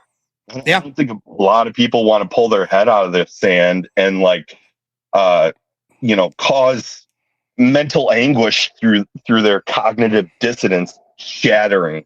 And it's just, it's sad. And just to kind of give you an idea of where I am on a political compass, like I held my nose to vote for Trump the last time. The last guy I voted before that was Ron Paul. So like, I'm a Ron Paul guy. So like I also was a Ron Paul guy. Yeah. So, well, hey, Stabby, thanks so much for the call, man. I appreciate it. Yeah. Thanks for pulling me up. Yep. Anytime. Super chats. John, I appreciate the super chat. I'm not going to read that one. Thank you for the $10. All right. Now, speaking of non-biased people that aren't Republican or Democrat, who's heavily vested in this Somali story, our great friend, who's so much bigger than all of us here, Brian Shapiro. Hey, Merry Christmas, Brian. Thanks for thinking of me over the holidays with your generous text message. Appreciated it. Absolutely. Merry Christmas. And I just heard that you mentioned by name and you said I'm not capable of voting for a Republican. No, I said you're not capable. You're not capable of voting for anyone in the current Republican, like the Trump administration. Would you vote for J.D. Vance? I wouldn't vote for J.D. Vance, but that's one person in the Republican Party. Just curious, as someone who's nonpartisan, how come your reaction to this story was, well, what about Trump? Why didn't you say, wow, it seems like there's a lot of shady connections to the Democratic Party in these Somali fraud? I came on here because you had made a statement that it's my show. I'll say what I want. Unlike you, I don't mute people on my show like you do. So I'll say what I want. Yeah, no, you just interrupt and you don't let people talk. So I just wanted to tell you, Brian, real quickly. Merry Christmas and Happy New Year. I hope you have a great New Year to you and your family. I'm going to be doing Chris Cuomo tonight. I'm also doing OAN in about 2 hours. And I wish you the very best of luck begging for money with your 100 listeners on your show. Okay, bud? Have a good day. Hey, By the way, that Have Sarah a good chick day, bud. says hi. The woman that you allegedly scammed $37,000 off of. Thanks so much for calling in, Brian Shapiro. So Brian, a guy who's so big that he has to constantly watch my show. That's how big he is. That's how big Brian Shapiro is. He sends text messages, says, I'm so big that I'm doing all these great things. And yet he's constantly watching my show. It's almost like he has low self-esteem because he realizes that although he may get to talk to bigger voices, he brings absolutely nothing to the table. And he's an absolute shit debater. We can see that. But hey, I'm more than happy to have Brian continue to call on and make a fool of himself over and over again. So there you have it. He's talking to Cuomo later. Wow. We'll talk about Brian Shapiro tonight a little on the show. He'll be watching, we know it. Brian says that... What's up, Evers? I just wanted to clear that's 283 people on YouTube. I just wanted to yeah. say I don't know. So poor Brian gets beaten a couple debates, and oh boy, he's got a case of the sads. Even he was down at Amfest, and he was like, I'm doing Amfest, and I'm so important, and I'm bigger than you, Rob. And it's like, and yet you're texting me on my phone number. I'm big. I don't even think about you, but I watch your show every day and text you. And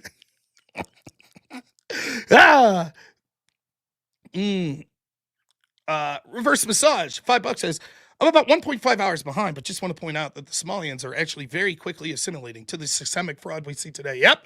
FDNY, $5, and then another 5. It says, you don't matter, but here I am. What a weirdo.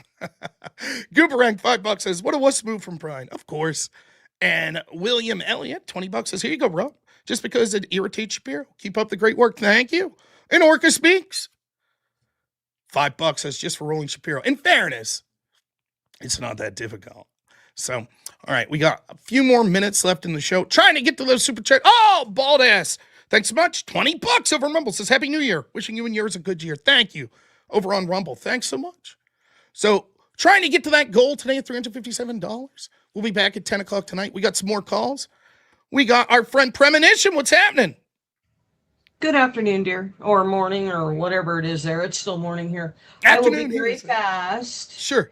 I'm so sorry. I wasn't going to say anything, but the Shapiro guy, to Mr. Shapiro guy, and I know I'm nothing in your eyes. You are the most off-putting and belligerent young man. It's very difficult for me to watch you because your condescension is beyond your IQ. So I'm just going to set that there and move away. What I was going to talk about very quickly was how inspired I am by watching all of you young people. It started for me. I didn't even know about this scope of the internet at all. So it started with Andrew. Andrew led me to you on that day, on that fateful day, which I've been watching ever since. You led me to Speakeazy, who I have absolutely fallen in love with, and his wife, and Avarice, of course. And then Jim Bob, who terrifies me because he's a mega genius. I'd be afraid to be in a room with that guy. But it's really nice to see all of you guys coming together and lifting each other up. And you could, like, watching what Speakeazy and how he's going to develop his thing into a bigger thing. He's got some really great ideas, and I'm really happy that you're going to start being a regular on there. I agree with you on most things, so I don't know, but I would have a great time debating you on something if we could find something. Yeah, absolutely. I mean, I don't know if there is anything. Also, I wanted to say that was the most complimentary, their intro to you. No, they saw the actual you and put it on the screen. Speakeazy is great. He's doing a great job. So I couldn't agree more. Yeah. Avarice is all these guys, but you guys, you're creating a movement that I don't think that you realize that you're creating yet. But I am new to you, and there are tens of thousands of people that are going to be new to this So stay the course and support each other. And I'm all over the place trying to support everybody. No, we appreciate it. We do. And yeah, like, look, I'm bringing my community is son in. only as good as the people that are part of it. And I can't thank people like you and so many others that watch all of our shows and support either financially or through call-ins or through chatting or just watching. It really does Any mean way a lot. possible. Yeah, and I would encourage others to, like I've done with my son. He didn't know about anybody. And I said, Jason, you got to watch these guys, man. They're your age and they're like you, and it's weird, and they're all really smart because it's hard to find really smart people. And then here's this big giant group of really smart people. And so hold and do what you're doing. Just, you guys are doing great, every one of you, and I really have affection for all of you.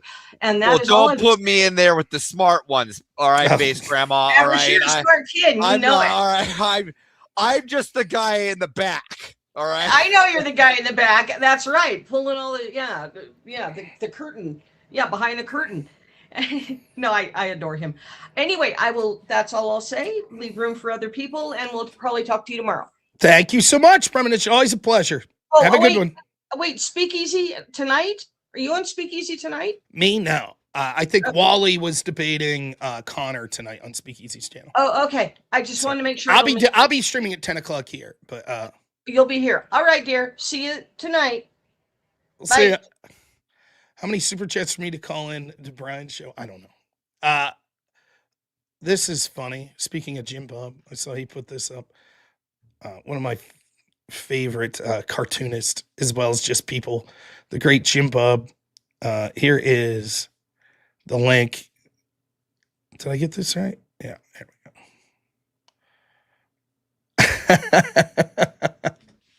go.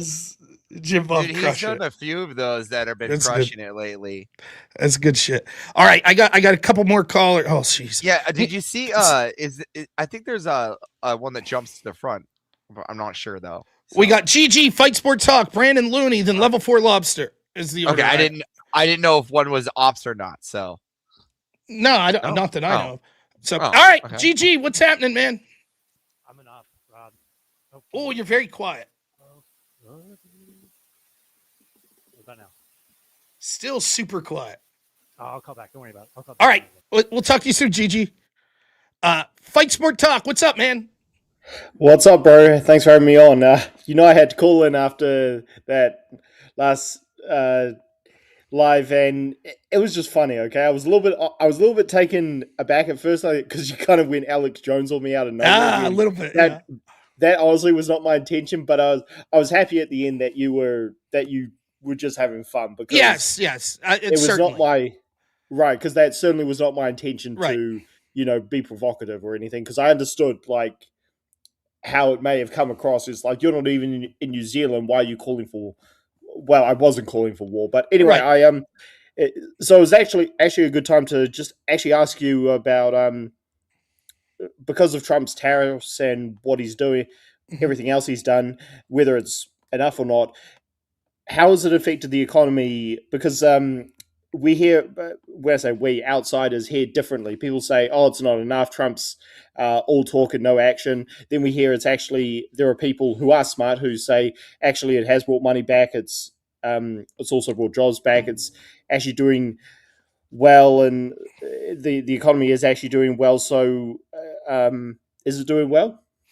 It depends. There are certain areas. For example, if you're in a place like Iowa, I think that tariffs have hurt them a little worse because they're importing so many things. So there's technically a little mini recession going on there. But where I'm at, things are pretty good. So gas prices are down, which affects almost everything. The wages are up. So the data on average for the country is a good picture compared to the past 4 years for sure. Wages up, inflation down, right? And so your real wage growth, which is the amount that your dollar has gone up, your money that you've increased versus how much purchasing power through inflation has been lost, is up. And it was down under 4 years of Donald Trump, or of Joe Biden. So that's good. So I think most people around here, anecdotally, in my little area of Pennsylvania, pretty happy with the economy as far as it's stabilized. They're unhappy in that the past 10 years, 20 years have been so poor for them that a lot of the expenses they had have trended up. For example, rents is one of the big things that you see on that. So in that sense, they want Trump to do more, and I understand that, and we'll see. My personal feeling was that tariffs would have more of a short-term negative than they had. So I think that things basically have a chance to be improved going forward in 2026. However, a couple caveats. So much of it's riding on the AI boom, which I think is going to burst at some point. And it doesn't matter how good your policies are after that. It's just not going to matter. And then the quantitative easing that's going to come, where they're going to drop interest rates, is going to lead to more inflation.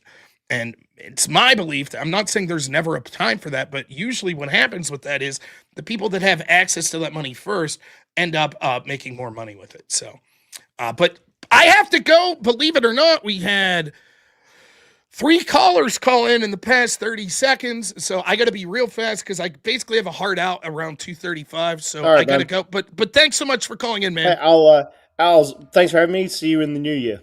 All right, you too, man. Take it easy. All right. Oh, Brandon Looney, what's happening, man? Hello there. Hello, how are you? Just fine. So what's on your mind? I only got a couple minutes. And I don't think I ever met you before. Okay. Did you and have I pretty much do have a YouTube channel. Mm-hmm. And do you know what this character is?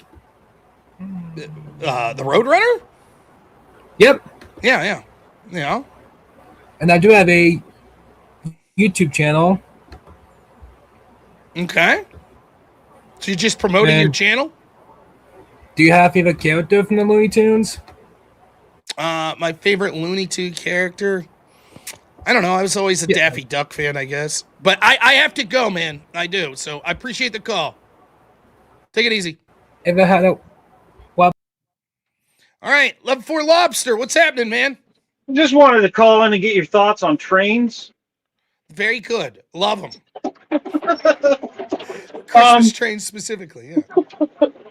I wanted to fight you so hard today on your commentary. I'm not going to because I don't want to put any more heat this time of year. You're going to defend Emmer? Is that what you're going to do? No, I'm not. Okay. I'm going to yell at you, but I'm not going to. No, we're not going to do this because Brian Shapiro has called in, and I hadn't decided to really call in until I saw his ugly mug appear on your screen, and I there's something about him that just drives me mad. It kind of reminds me of that midget that's best friends with the biggest kid at school, and he talks all the shit behind the big guy, knowing that no one's going to kick his ass because the big guy's going to cover him. He's like that male feminist that just pretends to fucking agree with whatever the feminists say just so he can get a chance at getting laid. It sounds like that's what happened with his ex-girlfriend. I'd really like to get the details on that. I know you keep holding it up against him, and then you go right to the edge, and then you just stop because you're a good person. Yeah, I don't really care about the story, I'll be honest, but to the fact where he wants to bring my family into stuff like he did originally, it's like, okay, if he wants to take it to personal insults and shit. But yeah, I mean, the entire, his entire match, I don't have to speak. You go back and watch the debates I had with him and Andrew Wilson had with him. Judge for yourself. That's all I have to say about that. But even if you accept him at face value, what he's saying, he's super big time. I'm a loser that no one watches, except him, I guess. He's texting me on my phone to tell me how important he is. He's calling into my show regularly to tell me. He just called in. Yeah, it's almost. He just called in to let you know that he's on with Cuomo. Yes. Yes, that is a pretty big deal, and that's pretty impressive. Good job, but what are you doing? What's the purpose behind coming in here other than just being petty? What are you trying to prove? He's embarrassed because he got wrecked in a debate. That's what you did wreck him. So he's trying to compensate by being like, yeah, well, I talk to big name people. Okay, a lot. Good for him. That's all I have to say right now. I'm gonna bounce, Rob, because I know you got more coming. Are you gonna do a call in tomorrow? Yes, I plan on it. So okay, I have the day off. I'm gonna call in. Hopefully, I get a chance to speak with you then. I want to argue about this. Not the Emerson. I don't care about him.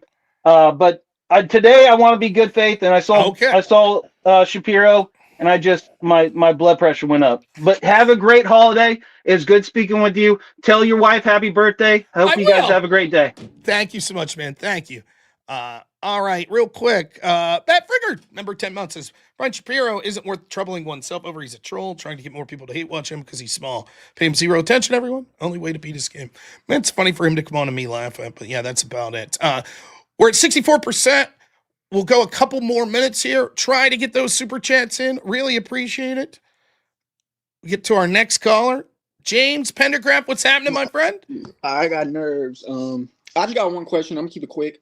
Sure. What are your opinions on Trump wanting to pardon Benjamin Netanyahu? I don't like that. If that's, I haven't heard Yeah, I it. don't either. I haven't heard it, but let's assume that that's the case, that he wants to pardon him. I'm not, so I'd have to look into this, because that would mean like he could only pardon him for crimes in the United States. So some international body wanted to prosecute Netanyahu, or if the Israeli government wanted it. I don't know how Trump suggesting pardoning would. I have heard him say that there's undue focus on Netanyahu and that they should stop trying to look into him for crimes and stuff. That's different than wanting to pardon. To that, I still say I don't really like. If the people in his own country think that he's committed crimes, then let them prosecute him. As far as these international bodies, I don't give a shit what they think anymore. I think that they're corrupt. Why do I care what an organization like the EU thinks, or the World Health Organization, or like any of these world organizations that I think have been tremendously corrupt themselves? I don't really care. So, for example, if they say, well, the United States, you guys have to accept these refugees, that's international treaty, I would say, yeah, I don't care. I just don't care. We don't have to inundate our communities like this anymore. So, but overall, I think that Trump, a lot of his pardons have been indefensible. Some of them have been so bad. And I don't want him getting involved in prosecutorial decisions of people in their home countries. If a prosecution occurs and it's clearly corrupt and Trump says, look, we find this to be corrupt and maybe we'll take that into consideration when in dealing with this country in the future, so be it.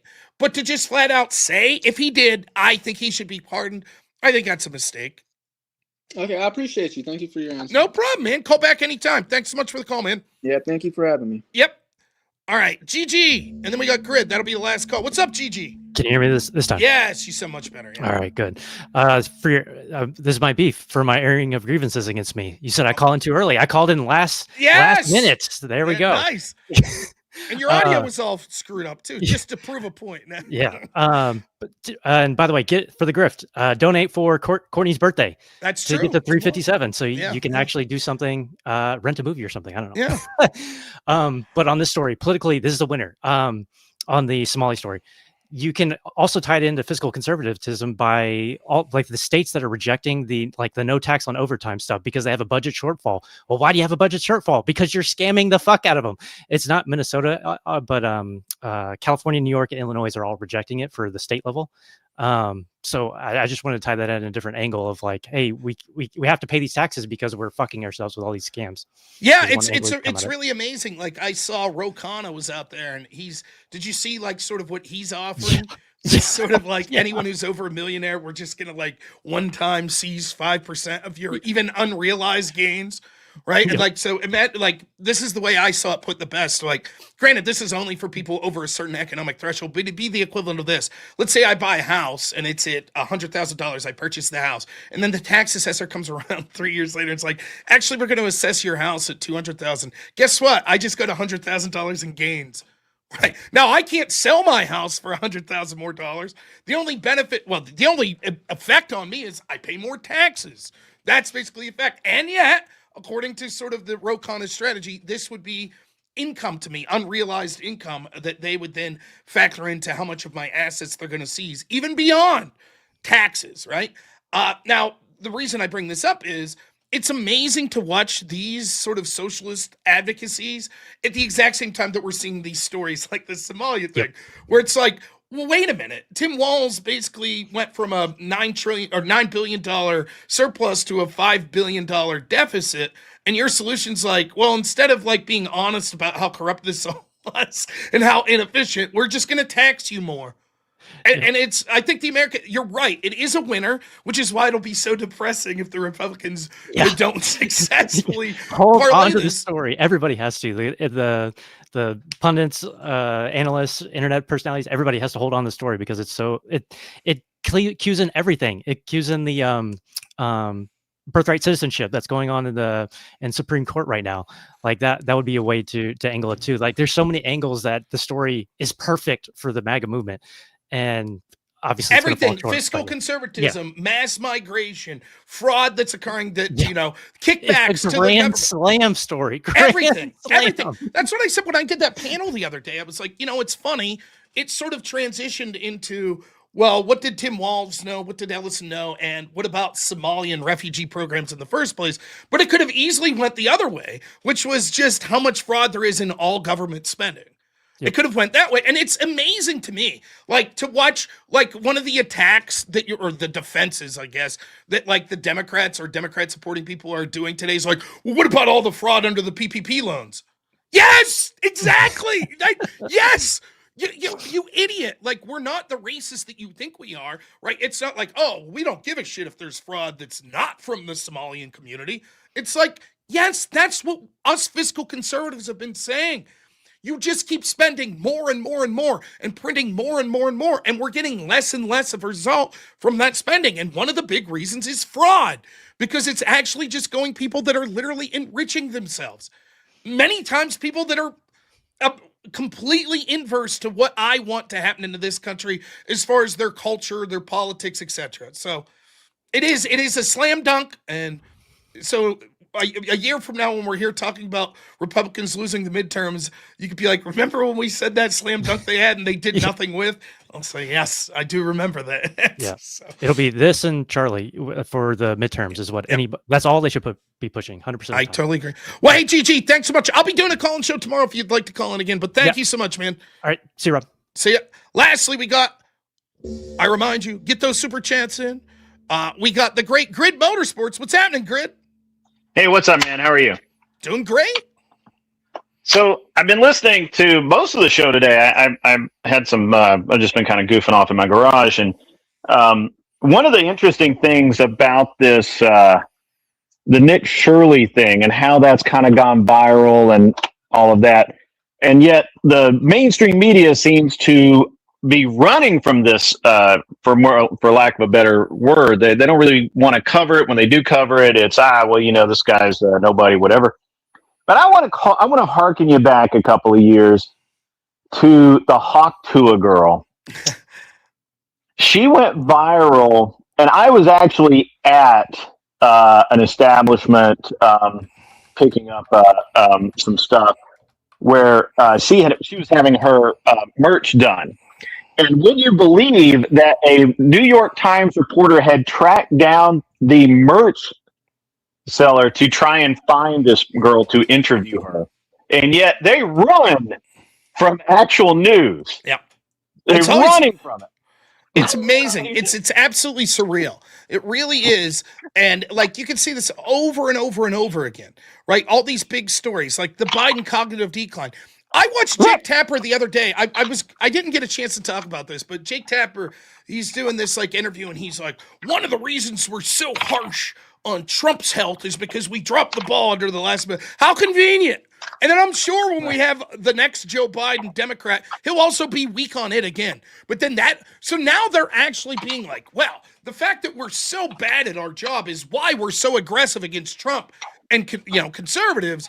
And then when Democrats get back, we'll be bad at our job again. But that's okay, because it's just an excuse to be more harsh on the Republicans when they're in power. It's the same thing here. So what you'll see is, and you'll eventually see, mark my words, here's another prediction. You're going to see within the next 2 weeks, New York Times, Washington Post, ABC, something like that. They're going to do a big expose on a red state and some amount of fraud that's alleged there.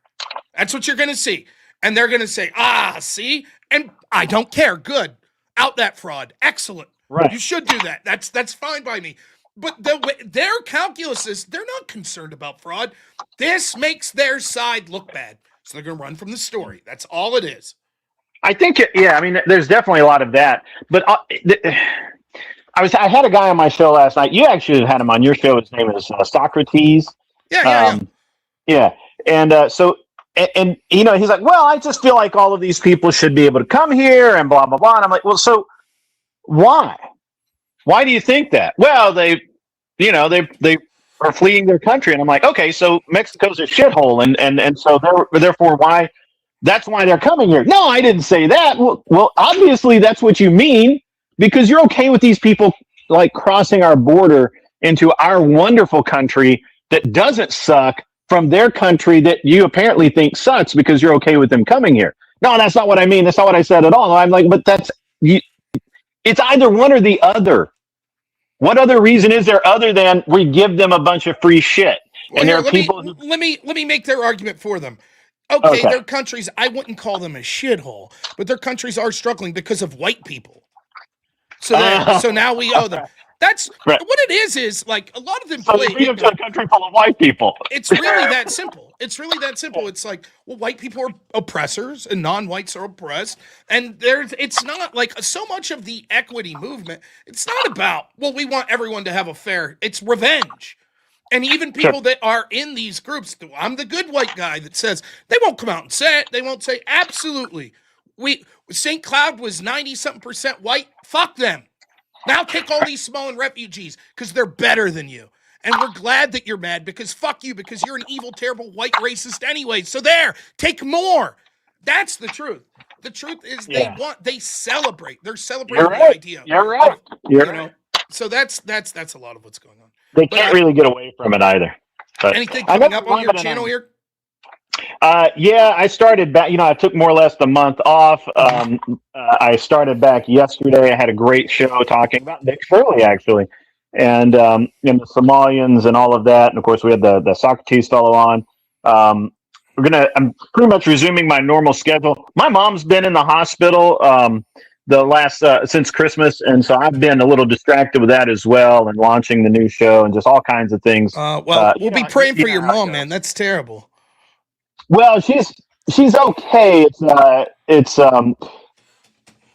She's had a light stroke, right? So her memory's been affected, and so we're trying to understand how to deal with that, because obviously when you're dealing with somebody, and because you work in this industry, when you're dealing with somebody that's memory affected, that you literally could just wander off.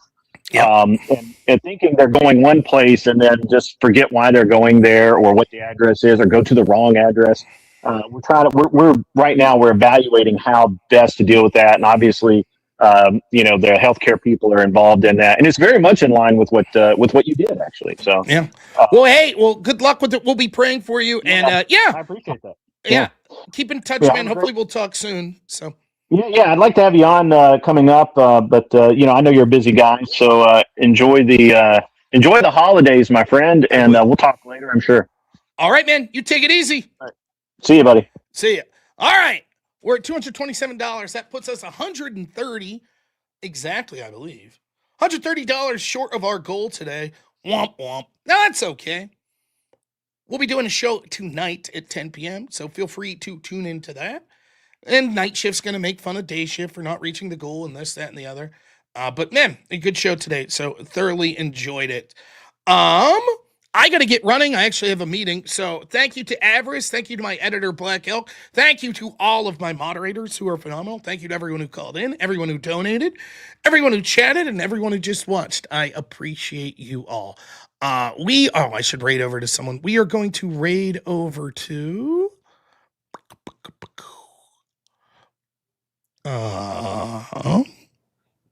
Jim Bob?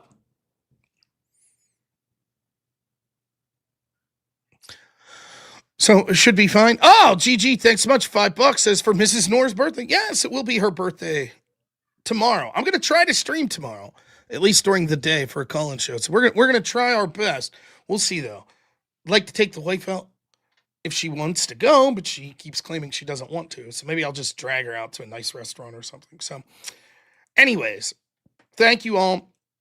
Really appreciate it. Enjoy the raid of Jim Bob. Take a moment out of your life to remember and say a prayer for Charlie Kirk and his family, including his wonderful wife. And never forget, as they would like you to do, how many on the left celebrated as he was assassinated and taken away from us too early. So God bless you, Charlie, and God bless your family. Everyone, I'll see you at 10 p.m. tonight. Thanks so much, everyone. We'll talk soon. As always, have a good one. Only in America is it possible to say, you know what, I don't like the way the country is going, and to do something about it. Take that risk Take that leap of faith. Stay involved. Trust God and act obediently. Romans 12:2 verse. That God will use all things for good for those who love him. It's bigger than you. I want you to remember that. It is bigger than you. It's bigger than me. You are here to make somebody else's life better, the pursuit of liberty and freedom. You know what gives me strength? The hundreds of thousands of you that say, Charlie, keep going. 1 Corinthians 5 and 15. So that's all pretty amazing evidence, not just intra-biblical evidence, but extra-biblical evidence that Jesus Christ was a real person. He lived a perfect life. He was crucified, died, and rose on the third day, and he is Lord and God of all.